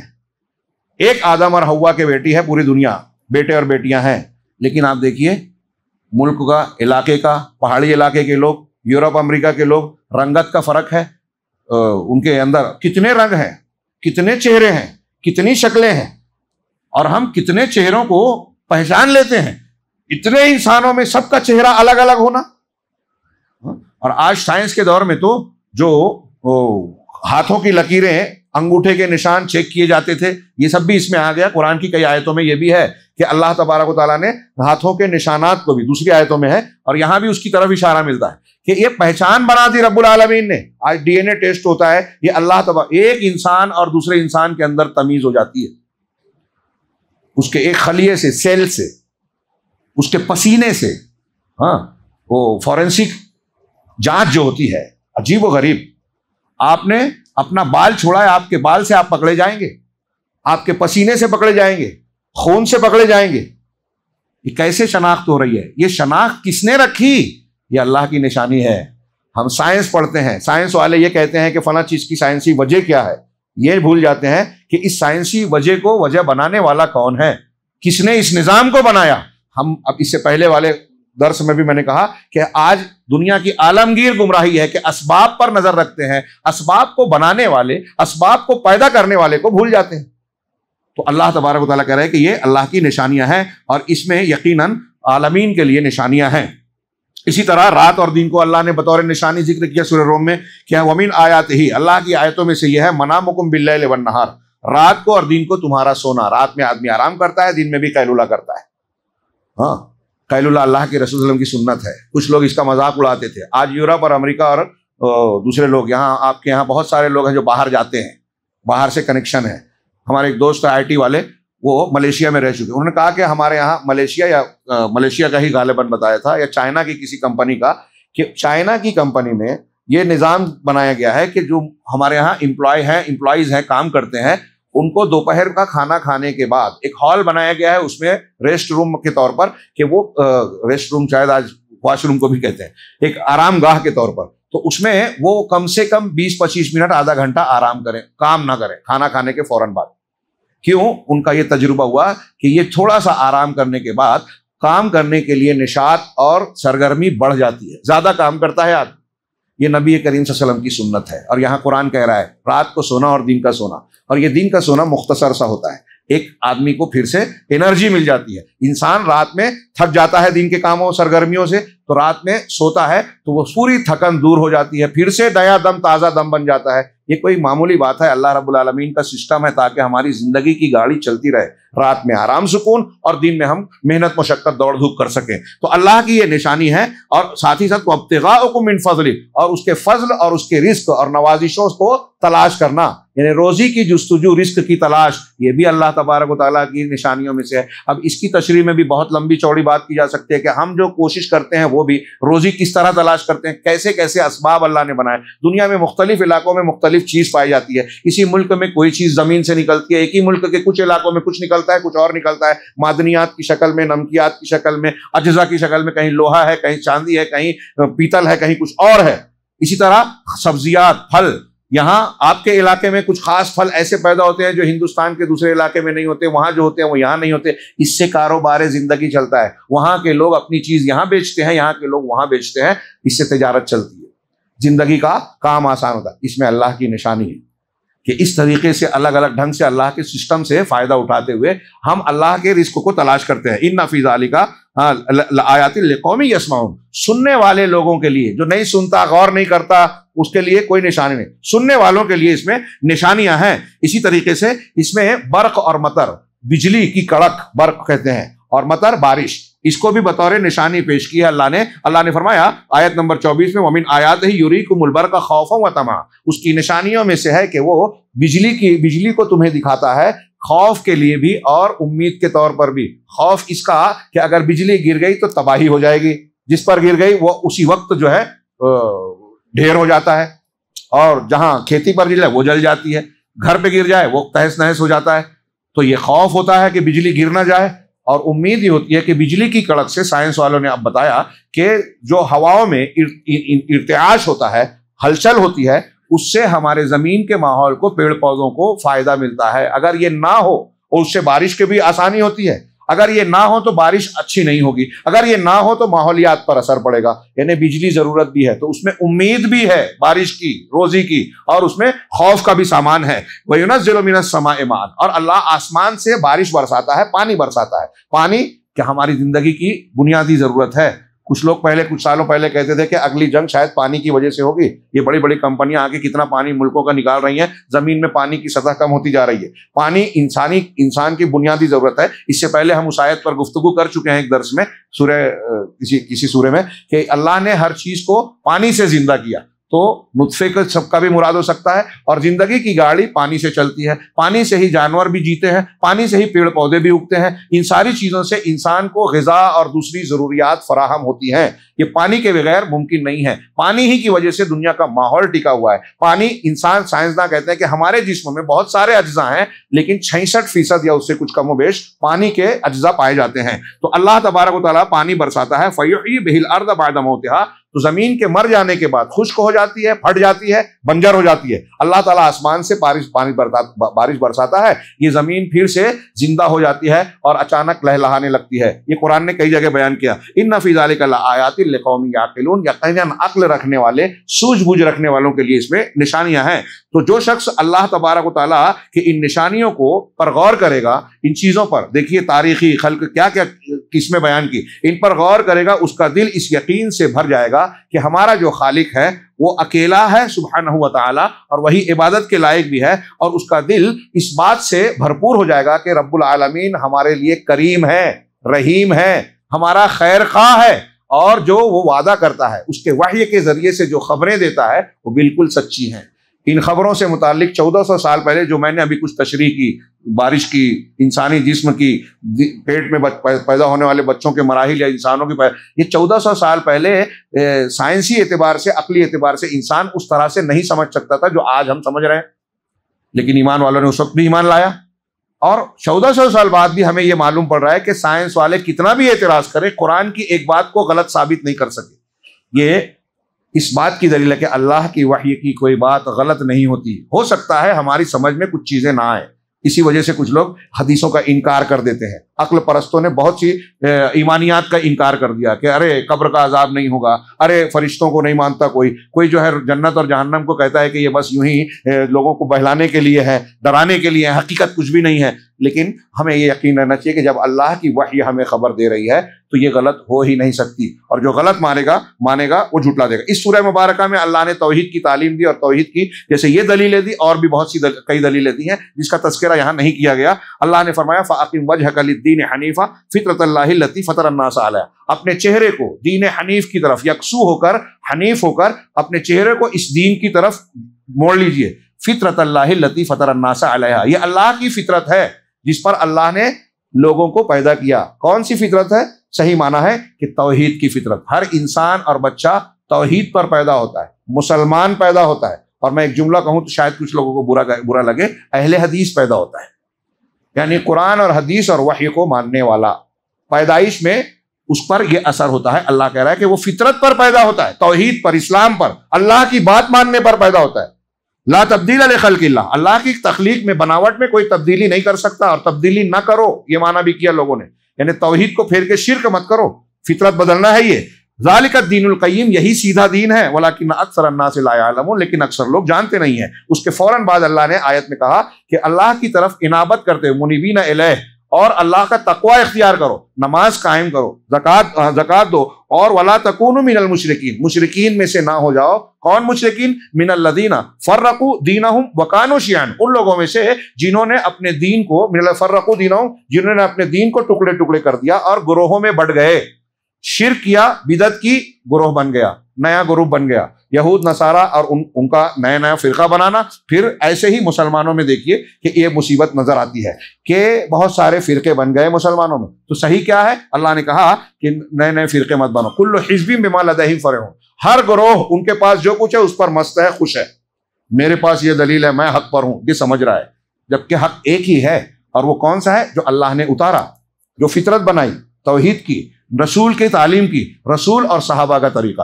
یہی صحیح طریقہ ہے عقیدے، اعمال، احکام، عبادات کے منہج کے اعتبار سے، بس یہی خاص ہے۔ فوائد کے ضمن میں انہوں نے ذکر کیا کہ اللہ تبارک و تعالیٰ نے اس سورہ مبارکہ میں روم کے ذکر کو خاص کیا اس سبب سے کہ مسلمان زمانوں کے گزرنے کے ساتھ یہ مسلمانوں کے لیے فتنہ بنتے ہیں، یہاں تک کہ قیامت کے قیام تک یہ ایک بڑی اور اکثریت کی تعداد میں ہوں گے۔ رسول اللہ صلی اللہ علیہ وسلم کی ایک حدیث ہے کہ تقوم القیامت والروم اکثر الناس، صحیح مسلم کے ایک حدیث کا ٹکڑا ہے کہ قیامت قائم ہوگی اور روم لوگوں میں بڑی تعداد میں ہوں گے، اکثریت میں ہوں گے۔ مما قد یسبب شکا فی قلوب، یہ جس کی وجہ سے بعض مسلمانوں کے دل میں یہ شک آتا ہے کہ یہ سورہ مبارکہ مسلمانوں کے دلوں میں یا اپنے پروردگار کے تعلق سے یقین پیدا کرنے کے لیے آئی ہے، اور معاف کیجیے گا میں نے دو جملوں کو الگ الگ سے ملا دیا، کہ جس کی وجہ سے بعض مسلمانوں کے دل میں شک پیدا ہوتا ہے۔ اسی لیے اللہ تبارک و تعالیٰ نے اس سورہ مبارکہ میں حقائق اور دلائل بیان کر کے یہ تعلیم دینا چاہیے کہ مسلمان اپنے پروردگار پر یقین رکھیں، اور یہ اعتقاد رکھیں کہ اللہ تبارک و تعالیٰ کا جو وعدہ ہے کہ اہل حق امت منصورہ، امت محمدیہ کی اللہ مدد کرے گا، کوئی کتنی بھی تعداد میں ہو جائے، وقتی طور سے کتنا بھی اچھلتا نظر آئے۔ دوسری بات یہ ہے کہ عبادات میں سب سے عظیم عبادت اور زبان پر یا ہمارے کرنے کے لیے سب سے آسان عبادت، اور اس لیلۃ القدر میں اس جملے کو اور زیادہ اہمیت کے ساتھ سنیے کہ ہماری زبان پر جو عبادت سب سے آسان ہے اور سب سے عظیم عبادت ہے اور میزان میں سب سے بھاری ہے، یہ حدیثوں میں موجود ہے، وہ ہے اللہ کا ذکر۔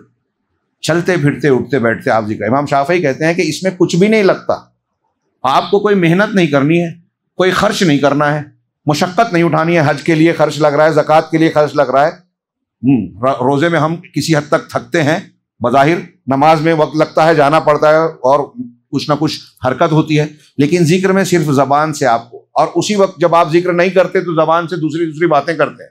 اب ایک وقت میں آپ ہنسی مذاق کر رہے ہیں، بات چیت کر رہے ہیں، دنیا کے مزے کی باتیں کر رہے ہیں، لطیفہ گوئی کر رہے ہیں، اسی وقت میں اگر آپ سبحان اللہ، الحمدللہ، اللہ اکبر، لا الہ الا اللہ، لا حول ولا قوۃ الا باللہ یا قرآن کی آیتوں کی تلاوت کرنے لگیں، تو کیا آپ دیکھیے کہ اسی وقت میں جب آپ گپ شپ کر رہے ہیں اور اسی وقت میں یہ پڑھ رہے ہیں تو فائدہ کس میں ہے؟ اس کے 100 سے زیادہ فائدے علامہ ابن قیم نے لگ بھگ 100 فائدے قرآن حدیث سے بتائے ہیں۔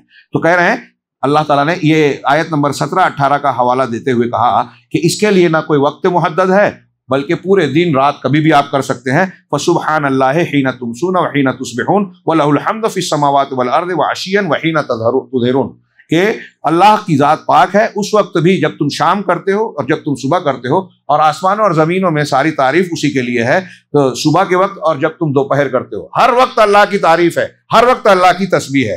اسی طریقے سے اس سورہ مبارکہ میں ایک مضمون یہ معلوم پڑتا ہے کہ انسانوں کے لیے مصیبتوں کا سبب، حوادث اور واقعات کا سبب، پریشانیوں کا سبب گناہ ہے، اور اس دنیا میں جتنے بھی پریشانیاں ہیں، فتنے ہیں، آج جو ہم دنیا میں لوگ ڈرا رہے ہیں، ماحول خراب ہو رہا ہے، اوزون میں سوراخ ہو رہا ہے، گرمی اور درجہ حرارت بڑھ رہا ہے، سیلاب کے، سونامی کے، زلزلے کے امکانات بڑھتے جا رہے ہیں، یہ ساری چیزیں تو وجہ بتاتے ہیں، اس کی وجہ یہ ہے، اس کی وجہ جو بھی ہو مسبب اللہ ہے، وجہ پیدا کرنا۔ ہمارے یہاں قیمتیں بڑھ رہی ہیں، ایک روایت ہے کہ اللہ کے رسول صلی اللہ علیہ وسلم نے سے کسی نے کہا کہ قیمتوں کو متعین کر دیجئے، تو کہا المسعر هو اللہ، او کما قال، کہ قیمت بڑھانے والا اللہ ہے۔ حقیقت میں مہنگائی بڑھ رہی ہے تو ہم حکومت کو ان کو کہتے ہیں صحیح ہے، وجہ یہ بن رہے ہیں، لیکن وجہوں کو بنانے والا اللہ ہے۔ یہ کیوں وجہ ایسے بنائی اللہ نے؟ یہ قرآن کی آیت بتا رہی ہے، یہ سورہ روم کی آیت، ظہر الفساد فی البر والبحر بما کسبت ایدی الناس، خشکی اور تری میں، خشکی میں، خشک زمین پر اور سمندر میں جو فساد پھیلا ہے وہ اس کا نتیجہ ہے جو لوگوں کے کرتوت ہے، لوگوں کی کارستانیوں کے نتیجے میں یہ فساد، بگاڑ، مصیبتیں آئی ہیں، یہ لوگوں کی کارستانیاں ہیں۔ لیذیقہم بعض الذی، کیوں اللہ نے ایسا کیا؟ لیذیقہم بعض الذی عملوا، تاکہ جو اعمال انہوں نے کیے ہیں برے گناہوں کے، اللہ اس کا کچھ مزہ چکھائے۔ یہ ٹوٹل نہیں ہے، یہ مرنے کے بعد اور آخرت میں ہوگا اصلی عذاب اور اصلی جزا، تاکہ ان کے اعمال کا کچھ مزہ چکھائے۔ ہاں، الذی عملوا لعلہم یرجعون، تاکہ لوٹ آئے۔ اور یہ اللہ تبارک و تعالیٰ کا احسان ہے کہ ہمارے گناہوں کے بعد اللہ کہہ رہا ہے کہ یہ جو مصیبتیں آ رہی ہے یہ بھی تمہارے لیے رحمت ہے، تاکہ تم جاگ جاؤ، ہوشیار ہو جاؤ، اللہ کی طرف پلٹ جاؤ، توبہ کر لو، سدھر جاؤ۔ لعلہم یرجعون، ان مصیبتوں کا ایک مقصد یہ ہے، اور مصیبتیں گناہوں کے سبب آتی ہیں۔ یہ آیت اور قرآن کی بہت سی آیتیں یہ بتاتی ہے۔ آخری بات اس سورہ مبارکہ کے ضمن میں کہ اس شخص کے لیے مبارکبادی ہے جس نے اپنی عمر کی حفاظت کی اور اسے صرف اللہ کی اطاعت و فرما برداری میں لگایا، اور اس کی رضا اور خوشنودی کے حصول کے لیے وہ دوسروں سے آگے بڑھنے کی کوشش کرتا رہا، یا آگے بڑھنے کی کوشش کرتا رہا۔ اور اس شخص کے لیے بدقسمتی ہے، خیبت اور نامرادی ہے جو شخص اپنی زندگی کے اوقات کو لہو و لعب میں گنواتا ہے، شہوتوں کو پورا کرنے میں لگاتا ہے، اور دنیا کے پیچھے دوڑ دھوپ میں اسے کھپا دیتا ہے۔ اللہ نے جو قیمتی زندگی دی ہے صرف اسی میں لگا دیتا ہے، وہ بڑا نامراد ہے، خسارے والا ہے۔ اصلی دور اندیش، عقل والا، دانشور وہ شخص ہے جو ہمیشہ کے مستقبل پر نظر رکھتا ہے، اور دنیا کا مستقبل عارضی ہے، آپ کچھ بھی کما لیں، یہ دنیا عارضی ہے، اور آخرت بہرحال دائمی ہے، فانی نہیں ہے۔ لہذا ایک چالاک آدمی، ہوشیار آدمی، فائدہ اٹھانے والا آدمی اصلی وہ ہے جو آخرت پر نظر رکھتا ہے۔ اللہ تبارک و تعالیٰ نے اس سلسلے میں اس سورہ مبارکہ میں آیت نمبر 54 میں جو بیان کیا، اس سے ہمیں یہ درس ملتا ہے۔ میں چاہتا تھا کہ سورہ لقمان پر آج ہی بحث ہو جائے، وقت زیادہ ہو گیا، اسی پر اکتفا کیا جائے۔ یہ خوشی صاحب سورہ لقمان چھیڑوں جی، تو انشاءاللہ اختصار کی کوشش کرتا ہوں۔ سورہ لقمان سورہ روم کے بعد ابھی آج پڑھی جائے گی انشاءاللہ۔ اللہ رب العالمین نے آغاز میں فرمایا الف لام میم تلک آیات الکتاب الحکیم ھدی ورحمۃ للمحسنین۔ اس سورہ مبارکہ میں حضرت لقمان علیہ السلام کا ذکر ہے، اور اپنے بیٹے کو جو انہوں نے انتہائی قیمتی نصیحتیں کی، جو آج اور قیامت تک کوئی باپ، کوئی سرپرست اپنے بیٹے بیٹیوں کی تربیت اگر کرنا چاہتا ہے تو حضرت لقمان کی یہ نصیحتیں اپنے بچوں کی تربیت کے لیے اس کے سامنے سب سے بہترین نصاب تربیت پیش کرتی ہے کہ کیسے آپ کو تربیت کرنی ہے، کیا تعلیم اس کو دینی ہے۔ بڑی اگرچہ مختصر ہے لیکن بڑی جامع ہے، اور زندگی کے مختلف پہلوؤں کو، دین کے مختلف پہلوؤں کو اپنے اندر سمیٹے ہوئے ہے۔ تو حضرت لقمان علیہ السلام اگرچہ نبی نہیں تھے، پیغمبر نہیں تھے، ایک رجل صالح تھے، نیک انسان تھے، لیکن اللہ نے ان کو جو شعور، دانش مندی، حکمت عطا فرمائی تھی، اس کی بنیاد پر وہ بڑے ذہین تھے، اور ساتھ ہی ساتھ انہوں نے ان حکیمانہ باتوں کے ذریعے سے اپنے بیٹے کو ادب سکھایا۔ سورت کا آغاز قیامت کے دن فلاح پانے والوں کے اوصاف سے ہوتا ہے کہ قرآن ہدایت ہے، محسنین کے لیے رحمت ہے۔ اور محسنین کون ہیں؟ یہ وہ لوگ ہیں جو نماز قائم کرتے ہیں، زکوٰۃ دیتے ہیں، اور آخرت پر یقین رکھتے ہیں۔ یہی لوگ اپنے پروردگار کی طرف سے ہدایت پر ہیں، اور یہی لوگ کامیاب ہونے والے ہیں، مراد پانے والے ہیں۔ اور آیت کا خاتمہ تقوی، خوف اور یوم آخرت سے خوف پر ہوتا ہے۔ آیت سنیے کہ آیت کے آخر میں اللہ نے کیا کہا، شب قدر کو دل سے ایمان و احتساب کے ساتھ ہمیں عبادت کرنی ہے۔ یہ اللہ کا فرمان سنیے، دلوں کو جھنجھوڑ دینے والا۔ رب العالمین کے فرامین ایسے ہی ہیں۔ اللہ نے کہا یا ایھا الناس اتقوا ربکم، اے دنیا کے لوگوں، اے لوگوں اپنے پروردگار سے ڈرو۔ ان واخشوا یوما لا یجزی والد عن ولدہ، اور اس دن سے ڈرو، اس دن سے ڈرو جس دن کوئی باپ، کوئی باپ اپنے بیٹے کے کام نہیں آئے گا۔ چھوٹی تھوڑی دیر بس تصور کیجئے اپنے دنیا میں ہمارے لیے سب سے زیادہ خیر خواہ رشتوں میں انسانوں میں کوئی ہوتا ہے، ایک انسان کے حق میں ماں باپ ہوتے ہیں. فاقہ کشی ہے، 2 لقمہ کھانا ہے تو ماں باپ خود بھوکے رہ کے بیٹے کو کھلا دیتے. اتنا خیر خواہ کوئی نہیں ہوتا نا. لیکن اللہ کہہ رہا ہے قیامت کے دن، اس دن سے ڈرو جس دن کوئی باپ اپنے بیٹے کے کام نہیں آئے گا. بیٹا ایک نیکی مانگے گا، باپ نہیں دے گا. باپ ایک نیکی مانگے گا، بیٹا نہیں دے گا. ولا مولود ہوا جازن والدہ شیئا، اور کوئی بچہ بیٹا اپنے باپ سے کچھ بھی کام نہیں آئے گا، اس کو اس کی طرف سے کوئی جزا دینے والا اور اس کو سنبھالنے والا نہیں بنے گا. ان وعد اللہ حق، اللہ کا وعدہ سچا ہے، ہو کر رہے گا، یہ ہونا ہی ہے. وہ میدان محشر میں جانا ہی ہے جہاں دوسرے مقامات پر اللہ نے نقشہ کھینچا. یوم یفر المرء من اخیہ، اس دن آدمی اپنے بھائی سے، وامہ وابی، اپنے ماں اور باپ سے، وصاحبتہ وبنی، اپنی بیوی اور بچوں سے بھاگے گا. لکل امرئ منہم یومئذ شان یغنی، ہر آدمی کی ایسی حالت ہوگی کہ دوسرے سے بے نیاز، بے پرواہ ہوگا، کوئی کسی کے چکر میں نہیں پڑے گا، سب کو اپنی پڑی ہوگی. انبیاء تک کہیں گے نفسی نفسی نفسی. تو کہا اس دن سے ڈرو، اللہ کا وعدہ سچا ہے. فلا تغرنکم الحیات الدنیا، لہذا تمہیں دنیا کی زندگی دھوکے میں نہ ڈالے. بہت کما لیں گے، بنا لیں گے، کمائیے بنائیے، لیکن آخرت کو ترجیح دیجیے. دنیا کی زندگی دھوکے میں نہ ڈالے. ولا یغرنکم باللہ الغرور، اور اللہ کے تعلق سے تمہیں دھوکہ دینے والا یعنی شیطان دھوکے میں نہ ڈالے. ہاں، یہ اس لیے ہے کہ سب سے بڑی حکمت، یہ جو اللہ نے اس سورہ مبارکہ کے آغاز اور آخر میں جو مضمون بیان کیا، سب سے اہم حکمت اور انسان کی عقل مندی یہ ہے کہ اللہ تبارک و تعالیٰ کا ڈر رکھے اور آخرت کے دن کے لیے کام کرے، دنیا کے چکر میں نہ پڑے. اس سورت کا مرکزی موضوع ہی ہے کہ ربانی اللہ تبارک و تعالیٰ کی تربیت کیا ہے، کیسے آپ کو تربیت کرنی ہے. سورہ کے موضوعات میں صرف 4 نکات ذکر کیے گئے کہ اللہ تعالیٰ کی کتاب کی حکمت. ہاں، یہ شروعات ہوئی نا کہ تل کا آیات الکتاب الحکیم، حکمت والی کتاب کی آیتیں ہیں. الف لام میم کے بعد اللہ نے کہا، یعنی قرآن جو ہے سراسر حکمت ہے. اگر قرآن کی اور حدیث کی کسی بات کے تعلق سے کوئی کہتا ہے کہ یہ سمجھ میں نہیں آتی، یا اس میں تو سختی ہے، اس میں انسانیت نہیں ہے، یہ سزا دی گئی ہے، زانی کو کوڑے مارنے کی سزا دی گئی ہے، چور کا ہاتھ کاٹنے کی سزا دی گئی ہے، تو اس میں جو لوگ کہہ رہے ہیں وہ حکیم ہے کیا؟ وہ بے وقوف ہیں، جاہل ہیں، پاگل ہیں. آج کی دنیا میں ہم دیکھتے ہیں کہ لوگ مجرمین کے تعلق سے نرم روی اور ہمدردی کی بات کرتے ہیں. ارے وہ قاتل تھا لیکن اس کے حالات ایسے تھے، تو ایسی فلم بناتے ہیں، کہانی لکھتے ہیں کہ مجرم کے تعلق سے ہمدردی پیدا ہو اور اس کو چھوڑ دیا جائے. پھانسی کی سزا اکثر ملکوں میں ممنوع ہو گئی دنیا کے. اسے انسانیت اور حقوق انسانیت کے خلاف جانا ہے. اس کے بنیاد پر پورا انسانی سماج اور معاشرہ جو ہے خطرے میں پڑ گیا، ان کی جان بے قیمت ہو گئی ہے آج. ہاں، ابھی جو غزہ پر حملہ کیا اسرائیل نے، 16 مہینے اور کیا کچھ اور زیادہ مدت کم و بیش، کتنے لوگ مر گئے. آن ریکارڈ جو ہے وہ 50,000 سے زیادہ، اور ریکارڈ سے ہٹ کے جو ہے لاکھ سے زیادہ اتنی سی مدت میں. یہ صرف ایک علاقے میں، غزہ کا ایک علاقہ، فلسطین کا ایک پٹا ہے وہ. ہاں، کھلی ہوئی سب سے بڑی جیل کہا جاتا تھا اسے، چاروں طرف سے گھرا ہوا. اس میں یہ حال ہے.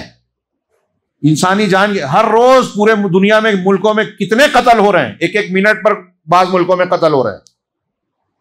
یہ جہاں قتل ہو رہا ہے یہ اچھا قانون ہے، اور جہاں قتل کو اس تعداد کو، شرح کو روکنے کے لیے قانون بنایا گیا، اور جہاں یہ قانون نافذ ہے، سعودی عرب جیسے ملکوں میں دیکھیے وہاں کتنے قتل ہوتے ہیں. دنیا میں سب سے کم جہاں اسلامی سزا ہے. تو میں ایک مثال دے رہا ہے سزاؤں کی، ایسے اور بھی دنیا کے دوسرے معاملات ہیں. 2 شادی، 3 شادی، 4 شادی ہماری سمجھ میں نہیں آتی، ہماری ماں بہنوں کی سمجھ میں نہیں آتی. انہیں سوچنا چاہیے کہ اللہ تعالیٰ نے یہ اجازت دی ہے، وہ حکیم ہے، احکم الحاکمین ہے. ہماری عقل اس سے بڑھ کر نہیں ہو سکتی. اللہ کے رسول ہم نے نہ صرف اجازت دی بلکہ عمل کر کے دکھایا. تو کیا ہم اللہ کے رسول صلی اللہ علیہ وسلم سے بہتر ہیں؟ بچیوں کے والدین یہ سوچتے ہیں ہماری بچی کا شوہر یا دوسری شادی نہ کرے، رکاوٹ ڈالتے ہیں، دشمنی مول لیتے ہیں، اور نہ جانے کیا کیا بچے برا مانتے ہیں. ہندوستان میں، عربوں میں یہ بات نہیں ہے، کیونکہ وہ اسلام کو مانتے ہیں، سمجھتے ہیں اور جانتے ہیں کہ یہ احکم الحاکمین کا دین ہے. اس کی کوئی بات حکمت کے خلاف نہیں ہو سکتی. اس نے جو اجازت دی ہے اس میں فائدہ ہے، اور اس کے خلاف جانا نقصان ہے. چنانچہ اس میں اللہ تبارک و تعالیٰ کی کتاب حکمت کا اس بات، حکمت کا کہ کتاب میں حکمت ہے، اور اسی کے ساتھ اللہ تعالیٰ نے جو کچھ نازل کیا ہے، دین، شریعت، اصول، ضابطے، قوانین، سزائیں، یہ سراسر حکمت ہی حکمت ہے. حکمت کے خلاف کچھ بھی نہیں ہے. دوسری بات، حضرت لقمان کی وصیتیں اپنے بیٹوں کے لیے، اس کا تذکرہ سرسری طور سے آگے آ رہا ہے۔ تیسری بات کہ اس میں اللہ کی وحدانیت کی متعدد دلیلیں بیان کی گئی ہیں، بڑی شاندار دلیلیں پڑھیے۔ افسوس کے وقت میں سوچ رہا تھا لیلۃ القدر کا موقع ہے تو اور کم مختصر میں ہو جائے معاملہ بات چیت، تو دل چاہتا ہے، اور قرآن کی یہ باتیں میں عرض کر رہا ہوں، پھر سے یہ عذر پیش کروں کہ ہم جو قرآن کے مضامین پر گزر رہے ہیں یہ مجھے ایک ظلم سا لگتا ہے۔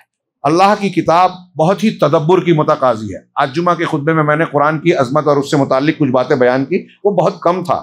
اس میں ایک پہلو یہ بھی تھا جس کے لیے موقع نہیں ملا کہ ہمارے اسلاف یہ کہتے ہیں کہ قرآن کی تلاوت کرنے میں آپ تھوڑا کریں سمجھ کر، یہ زیادہ بے سمجھے پڑھنے سے بہت زیادہ اہم ہے، فائدے مند ہے، بہت زیادہ۔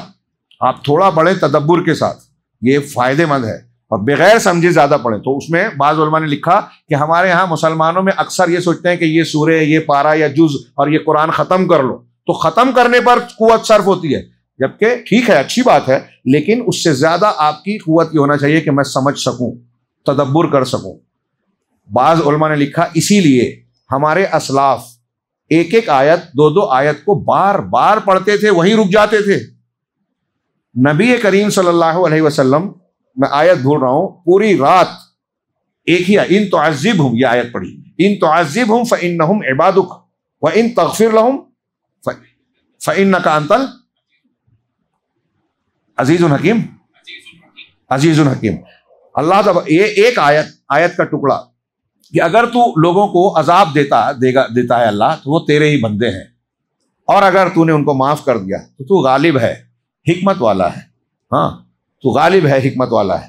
یہ آیت اللہ کے نبی صلی اللہ علیہ وسلم رات بھر پڑھتے رہے، ایک ہی آیت، کیوں؟ تدبر کرتے ہوئے، اس کے معنی میں ڈوبتے ہوئے، اس کی چاشنی لذت محسوس کرتے ہوئے، اس سے اپنے دل کو متاثر کرتے ہوئے، تو اپنے اندر قرآن کے اثرات کو گھولا جائے۔ تو اس میں جو نشانیاں دلیلیں دی گئی ہیں، میں ابھی تلاوت کر رہا تھا تو مجھے احساس ہو رہا تھا کہ جو نکات ہم بیان کرتے ہیں بہت کم ہیں، بہت ادھورے ہیں، اور ہم قرآن کی تفصیل میں گہرائی میں جائیں تو الگ۔ بعض علماء نے لکھا، امام طبرانی وغیرہ کا شاید قول ہے کہ وہ شخص قرآن کی لذت پاتا ہی نہیں جو صرف پڑھتا سنتا ہے، اس کے معنی اور مفاہیم کو جانتا نہیں ہے۔ تو آپ اگر معنی مفہوم کو جان کر پڑھو گے، اور اگر عربی زبان کے قواعد ضوابط کے ساتھ پڑھو گے، تو اس کی لذت کا آپ اندازہ نہیں لگا سکتے۔ دنیا میں اس سے زیادہ لذیذ پڑھنے اور سننے میں پھر آپ کو کوئی چیز محسوس نہیں ہوگی انشاءاللہ۔ تو کہا اللہ کی وحدانیت کی دلیل ہے، کئی دلیلوں میں سے یہاں ایک دلیل میں ذکر کر رہا ہوں، خلق السماوات بغیر عمد ترونہا، اللہ نے آسمانوں کو پیدا کیا بغیر کسی ستون کے جسے تم دیکھ رہے ہو۔ آسمان کتنا بڑا ہے، کتنا وسیع ہے، اس کے مقابلے میں ہماری دنیا اور پوری فضا ایک نقطہ ہے، سارے کے سارے گھرے ہوئے ہیں۔ اللہ تعالیٰ نے کہا کہ آسمانوں کو پیدا کیا بغیر کسی سہارے کے، بغیر کسی کھمبے ستون کے جسے تم دیکھ رہے ہو۔ ہم دیکھ رہے ہیں کہ کوئی سہارا نہیں ہے اور وہ ٹکا ہوا ہے، اللہ سب کے اوپر ہے، اوپر رہ کے سنبھالے ہوئے ہے۔ ہر جگہ نہیں ہوتا کہ نیچے کی چیز اوپر کو سنبھالتی ہے، کچھ چیزیں اوپر والی بھی نیچے کو سنبھالتی ہیں۔ ہاں تو کہا کہ تم اسے دیکھو، وَأَلْقَى فِي الْأَرْضِ رَوَاسِيَ أَن تَمِيدَ بِكُمْ، اور اللہ نے زمین میں تمہارے لیے میخیں گاڑ رکھی ہیں۔ رواسی پہاڑوں کو کہا کہ وہ تم کو لے کر ڈگمگا جائے، ڈول جائے، یعنی زمین میں اگر پہاڑوں کو نصب نہ کیا ہوتا رب العالمین تو یہ زمین ہلتی ڈولتے رہتی، ہم اس طرح سکون سے چلتے پھرتے بیٹھتے اٹھتے نہیں، یہ ایسا نہیں کر پاتے، یہ سکون نہیں رہتا، ہمارے مکانات بھی نہیں ٹکتے، زلزلے کی کیفیت رہتی۔ تو مختلف مقامات پر پہاڑوں کو بنا کر اللہ رب العالمین نے زمین کو سیدھا اور سنبھلا ہوا بنا دیا۔ ہاں وَبَثَّ فِيهَا مِن كُلِّ دَابَّةٍ، آسمان کے نیچے زمین، اس میں زمین کو ٹکاؤ کیسے بنایا۔ اب زمین میں دنیا اور بہار کیسے ہے کہ اس میں اللہ نے مختلف قسم کے بہت سارے چوپائے، دابہ چوپائے، جانوروں کو پھیلا دیا۔ کتنے جانور ہیں، بہت سو کو ہم جانتے بھی نہیں، ہر ایک کی خصوصیات الگ ہے، فائدے الگ ہیں، طریقے الگ ہیں۔ ان جانوروں سے انسان کو بہت ساری دولت ملتی ہے، بہت سارا علم ملتا ہے۔ جانوروں کے ذریعے سے، جیسے قابیل نے دیکھا تھا کہ کوے نے کوے کو دفن کیا تو اپنے بیٹے کو دفن کر سکا، ایسے بہت سی دوائیں جانوروں کے ذریعے سے معلوم پڑتی ہے۔ تعمیرات کا معاملہ، کہتے ہیں ایک آیا کہ ایک جانور ایسا ہے جو اپنا گھر ایسے حصے میں بناتا ہے کہ پانی کا بہاؤ دریا میں ہوتا ہے تو وہاں ڈیم سا بناتا ہے جو تھوڑا سا راؤنڈ ہوتا ہے، چوہے سے کچھ بڑا اسی شکل کا لگ بھگ ہوتا ہے، اور پانی میں بناتا ہے، برفیلا علاقہ ہے، اس کے 2 منزلیں ہوتے ہیں، نر مادہ ہوتے ہیں. مادہ اندر گھر میں جھاڑو بھی دیتی ہے.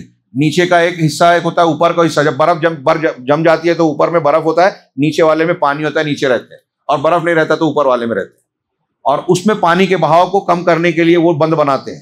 تو اس کو دیکھ کر انجینئرز کو پتا چلا کہ سیدھا بند بنانے کے مقابلے میں جیسے دیوار ایسی بنائی جائے، اس کے بجائے راؤنڈ بنائی جائے تو پانی کا فورس بڑھ جائے گا، طاقت بڑھ جائے گی، تو بند زیادہ ٹکاؤ ہو جائے گا. جانوروں کے ذریعے سے اللہ، میں ایک مثال دے رہا ہوں، آج کی جدید تحقیق ہے یہ. تو اس کے ذریعے سے کیا کچھ معلوم پڑا.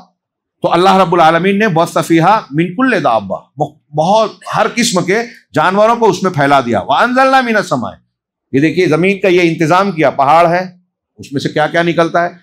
لوہا پہاڑ سے بنتا ہے. وانزلنا الحدید، سورہ حدید میں کہا لوہے کو ہم نے اتارا مطلب اوپر سے نیچے. تو کیسے لوہا نیچے اترتا ہے سائنسدانوں نے بتایا. علامہ ابن قیم نے اس زمانے میں لکھا کہ جو لوہا زمین کے نیچے خام لوہا بنتا ہے اور لوگ کھود کے نکالتے ہیں خام لوہا، کچا لوہا، وہ پہاڑوں کے اوپر کے حصے سے اس کے اندر زمین میں کیمیائی عمل ہوتا ہے، اور وہ کیمیائی عمل ہو کے دھیرے دھیرے نیچے اترتا ہے اور زمین کے نچلے حصے میں جا کے زمین کے مادوں سے مل کر لوہا بنتا ہے. قدرتی طور سے یہ سسٹم. تو اوپر سے نیچے اترتا ہے یہ لوہا. 1400 سال پہلے اللہ نے کہا. انسانوں کو کیا خبر تھی. بہرحال اللہ نے کہا کہ اور پھر زندگی چلانے کے لیے اب آسمان سے بارش برسائی. اب بارش کے بعد کیا ہوا، یہ بھی اس کا نظام ہے. فَأَنبَتْنَا فِيهَا مِن كُلِّ زَوْجٍ كَرِيمٍ، تو اس میں ہر قسم کے نفیس جوڑے اس سے پیدا کر دیے. ہاں، اللہ نے قرآن میں کہا کہ ہر چیز کو جوڑا جوڑا بنایا. انسانوں میں جوڑا ہے، جنوں میں جوڑا ہے، ہاں، پرندوں میں، چرندوں میں، درندوں میں، سب میں جوڑا ہے، نر و مادہ. اور اس سے نظام چلتا ہے، اولاد نسل آگے بڑھتی ہے. تو اللہ رب العالمین نے یہ سسٹم ہر چیز کے ہر نفیس قسم کے جوڑے بنائے. یہ اللہ تعالیٰ نے کہا آگے ھذا خلق اللہ، یہ جو پوری دنیا بسائی اللہ نے، آسمان، زمین، پہاڑ، پیڑ پودے، بارش، نظام، سسٹم، غذا کا انتظام، یہ اللہ نے بنایا ہے. تو اللہ نے آگے سوال کیا، آگے کہا ھذا خلق اللہ، یہ اللہ کی بناوٹ اور تخلیق ہے. فارونی ماذا خلق الذین من دونہ، تو اب بتاؤ، اللہ کہہ رہا ہے کہ بتاؤ اللہ کے علاوہ جو دوسرے ہیں جن کو لوگ پوچھ پاٹ رہے ہیں، اللہ کے علاوہ دوسروں نے کیا پیدا کیا، کیا بنایا. ہاں، بل الظالمون کیا ہے فی ضلال مبین، نہیں، اللہ کے سوا کسی نے کچھ نہیں بنایا، بلکہ ظالم لوگ تو کھلی گمراہی میں ہے، کھلی ہوئی گمراہی میں. اسی طرح اس آیت میں، اس سورہ مبارکہ میں قیامت کے لیے تیاری کرنے کا حکم دیا گیا، جس میں سے ابھی ایک آیت ہم نے پڑھی کہ لوگوں اس دن سے ڈرو جس دن کوئی باپ بیٹے کے کام نہیں آئے گا، اور آگے کا مضمون ہم نے پڑھا. اس میں فوائد میں حضرت لقمان علیہ السلام کی وصیت جو ان کے بیٹے کے لیے تھی اس کو بیان کیا گیا. اور اللہ نے کہا وَإِذْ قَالَ لُقْمَانُ لِابْنِهِ وَهُوَ يَعِظُهُ، جب لقمان نے اپنے بیٹے سے کہا ان کو نصیحت کرتے ہوئے، یا بنیا لا تشرک باللہ ان الشرک لظلم عظیم، جو نصیحتیں کی، تربیت کا سب سے پہلا نقطہ، اپنے بچوں کو سب سے پہلے کیا سکھانا ہے. حضرت لقمان کہہ رہے ہیں عدم الاشراک باللہ، کہ اللہ کے ساتھ شرک نہ کیا جائے.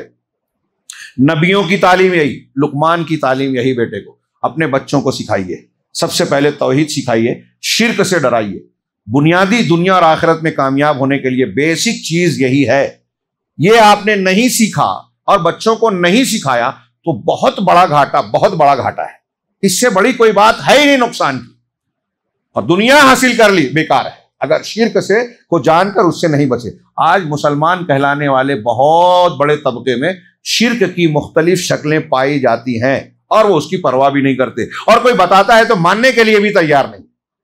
اس سے پتہ چلتا ہے کہ ہم نے قرآن کو اور قرآن و حدیث کی تعلیم کو، انبیاء کی تعلیم و تربیت کو کس قدر نظر انداز کر رکھا ہے. تو سب سے پہلی چیز شرک سے منع کیا لقمان علیہ السلام نے، اور کہا یا بنی لا تشرک باللہ، بیٹے شرک نہیں کرنا، ان الشرک لظلم عظیم، یقیناً شرک بہت بڑا ظلم ہے. دوسری وصیت کیا تھی، البر بالوالدین، والدین کے ساتھ حسن سلوک. یہاں آپ قرآن کا طریقہ دیکھیں کہ آگے اللہ لقمان علیہ السلام کی پہلی نصیحت کے بعد وَوَصَّيْنَا الْإِنسَانَ بِوَالِدَيْهِ، یعنی سیاق یہ بتاتا ہے کہ یہ لقمان علیہ السلام نے نہیں کہا، اللہ کہہ رہا ہے. لقمان علیہ السلام نے، لوگوں نے کہا اس لیے نہیں کہا کہ وہ خود باپ تھے. اس کا کہنے کا مطلب یہ ہوگا کہ بیٹے کو لگ رہا ہے کہ میں اپنے لیے کہہ رہا ہوں.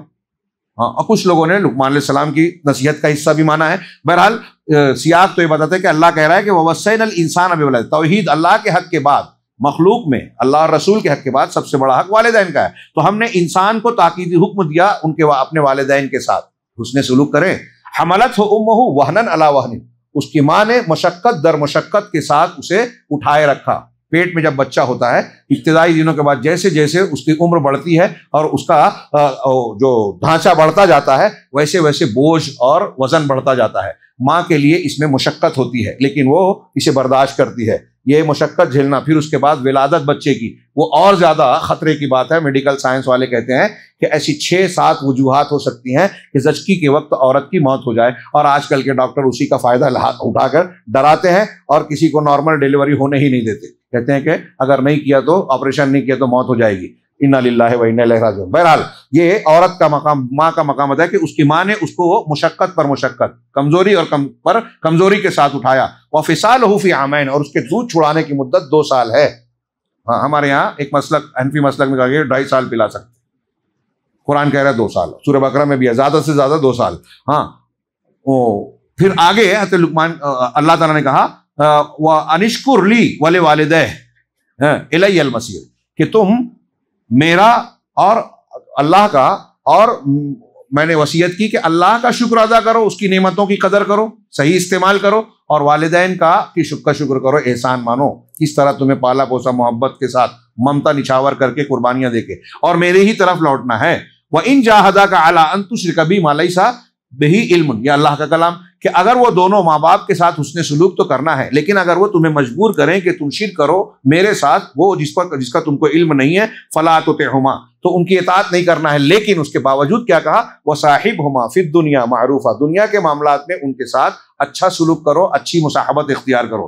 یہ دوسری نصیحت تھی۔ تیسری ہے کہ اللہ تعالیٰ کی معصیت میں ماں باپ کی فرما برداری نہیں کرنی ہے، ہاں ان دونوں کے ساتھ ادب کا لحاظ کرتے ہوئے۔ اگر وہ شرک کر رہے ہیں تو شرک نہیں کرنا ہے، اللہ اور رسول کے خلاف حکم دے رہے ہیں تو نہیں ماننا ہے۔ ہاں لا طاعۃ لمخلوق فی معصیۃ الخالق، حدیث ہے کہ کسی مخلوق کی اطاعت خالق کی معصیت اور نافرمانی میں نہیں کی جائے گی۔ لیکن ماں باپ کا ایکسیپشن یہ ہے کہ اس کے باوجود ان کے ساتھ ادب کا معاملہ کیا جائے گا۔ حضرت ابراہیم نے اپنے باپ کو کس طرح خطاب کر کے دعوت دی، سورہ مریم میں گزر چکا۔ مراقبۃ اللہ فی جمیع، اسی طریقے سے اللہ تبارک، حضرت لقمان نے ایک نصیحت کی کہ تمام معاملات میں اللہ تبارک و تعالیٰ کی نگرانی اور نگہبانی کا عقیدہ رکھیں مضبوطی سے، کہ اللہ ہمیں دیکھ رہا ہے۔ دیکھیے حضرت لقمان نے پہلے عقیدے کی بات بتائی، شرک سے منع کیا، اور اس کے بعد اب اللہ کے علم اور اللہ کی قدرت کا ذکر کر کے خوف پیدا کر رہے ہیں اللہ کا دل میں۔ بچوں کو شیطان سے مت ڈرائیے، پولیس سے مت ڈرائیے، بھوت سے مت ڈرائیے، اللہ سے ڈرائیے، موت کے بعد کا خوف دلائیے، جہنم کا خوف دلائیے۔ یہ حضرت لقمان بتا رہے ہیں، یا بنیا، بیٹے، انہا ان تک مثقال حبۃ من خردل، اگر یہ کوئی رائی کے دانے کے برابر چیز ہو، تمہارا عمل ہو، عقیدہ ہو، ہاں فتکن فی صخرۃ، وہ کسی چٹان کے اندر ہو، او فی السماوات، یا آسمانوں میں ہو، او فی الارض، یا زمین میں ہو، یاتی بہ اللہ، اللہ اسے لے آئے گا۔ اللہ سے کوئی چیز چھپ اور بچ نہیں سکتی، بھاگ نہیں سکتی۔ ان اللہ لطیف خبیر، اللہ لطیف ہے، باریک بین، باریک سے باریک چیزوں کو جاننے والا ہے، اور خبیر ہے، پوری چیزیں اچھی چھپی دقیق باتوں سے بھی پوری طرح واقف ہے۔ تو یہ دوسرا عقیدہ، اپنے بچے کی تربیت کے لیے پہلے توحید سکھاؤ، شرک سے منع کرو۔ دوسرے نمبر پر جسے والدین کے حقوق کی بات آئی، اور پھر عقیدے کی بات بتاؤ کہ اللہ تبارک و تعالیٰ تمہیں دیکھ رہا ہے، حساب کتاب لے گا۔ برائی کرو گے تو برا بدلہ، اچھائی کرو گے تو اچھا بدلہ ملے گا۔ یہ دل میں یہ بٹھا دو بچوں کے تربیت کے لیے، یہ سب سے بنیادی اور اہم ضرورت ہے۔ یہ چیز اگر بچوں کو ہم نے نہیں سکھائی تو بچہ یا کوئی بھی انسان اچھا انسان ہو ہی نہیں سکتا۔ ہاں آپ اس کو کتنا بھی اخلاقیات اور فضائل بتاتے رہو۔ آج ہمارے یہاں لوگ دعوت تبلیغ کا کام کرتے ہیں، عقیدہ چھوڑ کے محنت کرتے رہتے ہیں فضائل پہ، مسواک کرو، داہنے ہاتھ سے کھاؤ، کھانے کے آداب یہ، سونے کے آداب یہ، فلاں کے آداب یہ۔ جب عقیدہ اور اللہ کا ڈر، اللہ سے محبت اور شوق نہیں ہوگا تو اندر سے انسان کے لیے اپیل اور جذبہ پیدا نہیں ہوگا۔ چنانچہ اللہ تبارک و تعالیٰ حضرت لقمان نے کہ پھر اس کے بعد عبادت اور اللہ کی طرف دعوت دینا اور ناپسندیدہ چیزوں پر صبر کرنا، یہ 3 چیزیں بیان کی۔ حضرت لقمان نے کہا یا بنیا اقم الصلاۃ، بیٹے نماز قائم کرتے رہنا، اپنے بیٹے کو نمازی بناؤ۔ حضرت لقمان نے کہا تربیت کر رہے ہیں، اور نماز انسان کا تزکیہ کرتی ہے، تربیت کرتی ہے، بہت کچھ سکھاتی ہے، وقت کی پابندی، طہارت اور صفائی، بڑوں کا ادب لحاظ، امام کی اور سسٹم کی پابندی کے جماعت میں شریک ہوں گے تو ہمیں سسٹم سے جڑ کر رہنا چاہیے۔ امام کی حرکات پر حرکت کرنا ہے، اگر وہ غلط کر رہا ہے سبحان اللہ کو قبول نہیں کیا تو غلطی میں بھی اس کے ساتھ چل رہنا ہے۔ یہ ہماری زندگی میں سبق دے رہا ہے ہم کو اجتماعیت کا. ہاں تو کہا اقیم الصلاۃ، نماز قائم کرو، وامر بالمعروف، نیکی کا حکم دینا، ونہا عن المنکر، برائی سے روکتے رہنا، وصبر علی ما اصابک. اب جب تم یہ کام کرو گے تو تم کو مخالفت کا جھیلنا پڑے گی، لوگ ٹوکیں گے، بولیں گے، طنز کریں گے، ستائیں گے، پریشان کریں گے، تو پھر تم کو جو تکلیف پہنچے اس سلسلے میں، رکاوٹیں پریشانیاں آئیں تو تم اس پر صبر کرنا. ان ذالک من عزم الامور، یقیناً یہ اونچی بڑی ہمت کے کام ہیں. یہ ہر ایک کے بس کی بات نہیں ہے. دعوے لوگ بڑے بڑے کرتے ہیں لیکن سب لوگ یہ کام نہیں کر پاتے. یہ ایک بات. پھر اس کے بعد والی ان کی آخری نصیحت ہے کہ التواضع وحسن الخلق مع الناس، کہ انسان کو، بیٹے سے حضرت لقمان نے کہا کہ تواضع، خاکساری، انکساری اختیار کرو، تکبر، گھمنڈ نہیں، اکڑ نہیں، تواضع اختیار کرو. من تواضع للہ رفعہ اللہ، حدیث ہے مسلم کی. جو اللہ کے لیے جھکتا ہے، تواضع اور انکساری اختیار کرتا ہے، اللہ اس کو بلندی دیتا ہے، اور جو اکڑتا ہے اللہ اسے توڑ دیتا ہے. تو تواضع اختیار کیا جائے اور لوگوں کے ساتھ حسن سلوک. حضرت لقمان کہتے ہیں وَلَا تُصَعِّرْ خَدَّكَ لِلنَّاسِ، اور لوگوں کے لیے اپنے گال کو ٹیڑھا نہ کرو، یعنی منہ بسورنا جس کو بولتے ہیں، کسی کو دیکھ کر منہ بنانا، تو منہ مت بسورو، یعنی بدسلوکی نہیں. کوئی آئے تو خندہ پیشانی سے مسکرا کر اچھے منہ بنا کر ملو. ہاں وَلَا تُصَعِّرْ خَدَّكَ لِلنَّاسِ وَلَا تَمْشِ فِي الْأَرْضِ مَرَحًا، اور زمین میں اکڑ کر اترا کر مت چلو. ان اللہ لا يحب كل مختال فخور، اللہ اترانے والے، فخر کرنے والے، گھمنڈ کرنے والے کو پسند نہیں کرتا. یہ حضرت لقمان علیہ السلام کی نصیحتیں تھیں. آپ دیکھیے کہ عقیدہ، عبادت، والدین کا حق، رشتوں کا حق، اور ساتھ ہی ساتھ اخلاقیات، اگر دیکھا جائے تو تمام شعبے آ گئے. اب اس ضمن میں اور بھی چیزیں آ جاتی ہیں، زندگی کے تمام اہم شعبے اس میں گر جاتے ہیں. اس میں نمبر 2 کے تحت یہ بیان کیا کہ ایسا گانا جس میں موسیقی ملی ہوئی ہو، یہ حرام ہے شرعی اعتبار سے. اللہ تبارک و تعالیٰ نے سورہ لقمان کی آیت کریمہ میں اسے لہو الحدیث کہا. حدیث میں ہے آیت نمبر 6 میں کہ وَمِنَ النَّاسِ مَن يَشْتَرِي لَهْوَ الْحَدِيث، کہ کچھ لوگ ایسے ہیں جو لہو الحدیث کو خریدتے ہیں، ایسی بات کو جو لہو ہے، تماشا ہے، ہاں کھیل کود والی بات ہے، تماشے والی بات ہے.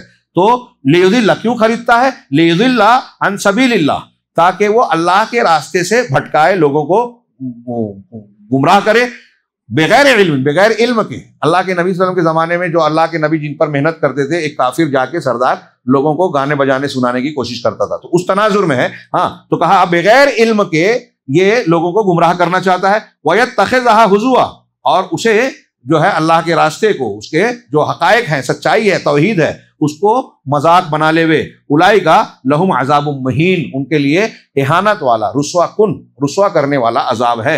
ہاں یہ لہو الحدیث جو اس آیت میں کہا گیا کہ کچھ لوگ لہو الحدیث کو خریدتے ہیں، تو تمام ائمہ، چاروں مذاہب کے علماء ائمہ کے قول کے مطابق مغنی میں کہا گیا اس سے مراد موسیقی ہے.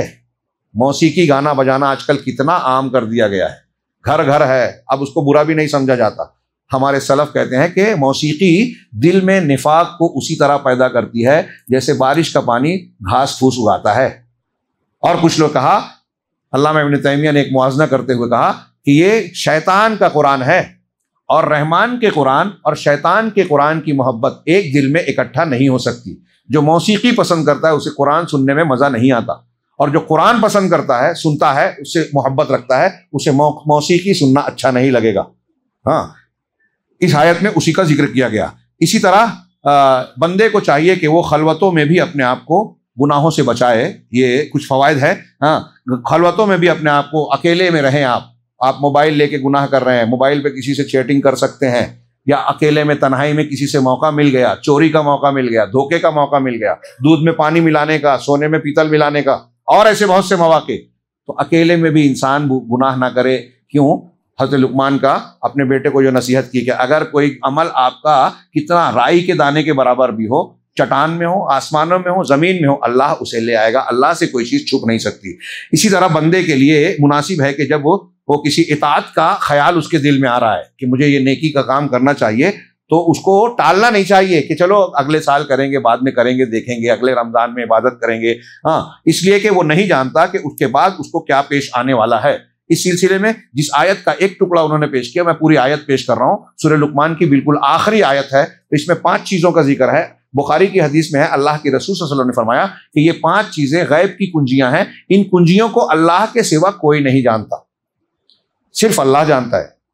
کنجیوں کو جب اللہ ہی جانتا ہے تو کنجی کے اندر کا جو خزانہ ہے، علم ہے، اسے کوئی اور جان سکتا ہے کیا؟ وہ 5 چیزیں کیا ہے؟ اللہ نے فرمایا یا کیا ہے، ان اللہ عندہ علم الساعہ، یقیناً اللہ کے پاس قیامت کا علم ہے. قیامت کا علم اللہ کے سوا کوئی نہیں جانتا. اللہ کے رسول بھی نہیں جانتے تھے، آپ نے جواب یہی دیا، بار بار دیا، قرآن میں بھی ہے، حدیثوں میں بھی ہے. ہاں، اللہ کے سوا قیامت کا علم اللہ کے پاس.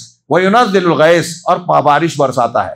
اب آپ کہیں گے کہ یہاں غیب کی کنجی آپ کہہ رہے ہیں، لیکن آج تو محکمہ موسمیات بول دیتا ہے کہ فلاں جگہ بارش ہوگی، بھاری بارش ہوگی، ہلکی ہوگی، کم ہوگی، ایسی ہوگی اور ویسی ہوگی. تو یہ محکمہ موسمیات یا جو چیزیں بیان کرتے ہیں کچھ علامتوں کی بنیاد پر کہتے ہیں. ہاں، جغرافیائی اور بعض چیزیں. ہاں، جیسے ایک عورت کے پیٹ میں حمل ہے، ہم دیکھتے ہیں پیٹ پھولا ہوا ہے تو کوئی کہہ دیتا ہے لڑکا ہے، کوئی کہہ دیتا ہے لڑکی ہے. تو کیا یہ علم ہے؟ اندازہ ہے. کبھی صحیح ہوتا ہے، کبھی غلط. صحیح نکلتا ہے دیکھیں میں بولا تھا، غلط ہوتا ہے تو نہیں بولتا کہ میں نہیں بولا تھا. ہاں، لیکن تو ایسے اندازے ہوتے ہیں. ایک بات. دوسرے، کہاں بارش کتنی ہوگی، کب ہوگی، ٹائم کیا ہوگا، فکس کیا ہے، اور بالکل اتنی ہی مقدار، اس کے فائدے اور نقصان، اس کی تمام تفصیلات اللہ کے سوا کوئی نہیں جانتا. ہاں، علامتیں دیکھنے کے بعد اس دیوار کے پیچھے جو ہے ہمارے لیے وہ غیب ہے. ابھی دیوار کے اس طرف مجھے نظر نہیں آ رہا ہے، میرے لیے غیب ہے. لیکن جب دیوار ہٹ جائے گی تو جو دکھ رہا ہے وہ غیب نہیں رہا. تو آگے اس کا جواب اس میں بھی بنتا ہے کہ وَيَعْلَمُ مَا فِي الْأَرْحَامِ، اور اللہ ہی جانتا ہے، اللہ جانتا ہے جو کچھ رحم میں ہوتا ہے، ماں کے پیٹ میں. ایک ہے رحم، ایک ہے بطن. بطن جب پیٹ پھول جائے، رحم جب پیٹ ابھی آیا نہ ہو، حمل ٹھہر جائے لیکن پیٹ نظر نہ آئے، ہاں، تو اس وقت تو کہے رحم. تو رحم میں جو ہے ماں، من نہیں. اب آج کل ٹیسٹ کرنے کے بعد لوگ بولتے ہیں کہ دیکھو یہ تو پتہ چل گیا لڑکا ہے کہ لڑکی ہے، یا اس کو فلاں بیماری ہو سکتی ہے، ہم کو کروموزوم اور وہ کیا جینیات کے ٹیسٹ سے، سیلز کے معلوم کرنے سے پتہ چل جاتا ہے. تو یہ جب آپ نے دیکھ لیا تو اب غیب کہاں رہا؟ میں نے کہا دیوار کے پیچھے مجھے نظر نہیں آتا، غیب ہے. دیوار ہٹ گئی، اب غیب نہیں رہا. جب آپ نے اسکرین پر دیکھ لیا، سونوگرافی یا دوسری رپورٹس دیکھ لی، تو اب غیب کہاں رہا؟ ایک بات. دوسری بات، اللہ نے کہا ما فی الارحام، رحم میں جو ہے، یہ غیر عاقل کے لیے ہے. مطلب جو بچہ پیدا ہوگا وہ کتنا جیے گا، اچھا ہوگا کہ برا ہوگا، ہاں، نیک کام کرے گا کہ برا کام کرے گا، اور اس کے کیا کارنامے وغیرہ وغیرہ، اس سے زندگی سے متعلق ساری تفصیلات اللہ سب جانتا ہے. اور کب پیدا ہوگا، ڈیلیوری کب ہو جائے گی، یہ بھی جانتا ہے. ڈاکٹر یہ ساری چیزیں ایک دم ایگزیکٹ نہیں بتا پاتے، اور جو بتاتے ہیں کچھ علامتوں سے، کچھ اندازے ہوتے ہیں جو کبھی صحیح ہوتا ہے کبھی غلط بھی. وَيَعْلَمُ مَا فِي الْأَرْحَامِ وَمَا تَدْرِي نَفْسٌ مَاذَا تَكْسِبُ غَدًا، اور کوئی نفس نہیں جانتا کہ کل کیا کمائے گا. وَمَا تَدْرِي نَفْسٌ بِأَيِّ أَرْضٍ تَمُوتُ، اور کوئی نفس نہیں جانتا کہ وہ کس زمین پر مرے گا. ان اللہ علیم خبیر، اللہ علم والا اور ساری چیزوں کی خبر رکھنے والا ہے، خبردار ہے. لہٰذا کوئی نفس نہیں جانتا کہاں مرے گا، آپ، ہم، کوئی بھی، کوئی نبی بھی، اللہ یہ کہ اللہ بتا دے. ہمارے یہاں فضائل اعمال میں واقعہ لکھا ہے کہ ایک بزرگ نے کہا کہ کل میں یہاں مر جاؤں گا، اور دوسرے دن وہی مر گئے. اللہ کے کیسے کیسے بزرگ ہیں. میں نے ایک صاحب سے کہا کہ قرآن کی یہ آیت ہے، آپ کی کتاب میں یہ واقعہ ہے، آپ بتائیے دونوں میں سے آپ کس کو مانیں گے، کس کا رد کریں گے؟ تو جواب ہی نہیں دے رہے تھے.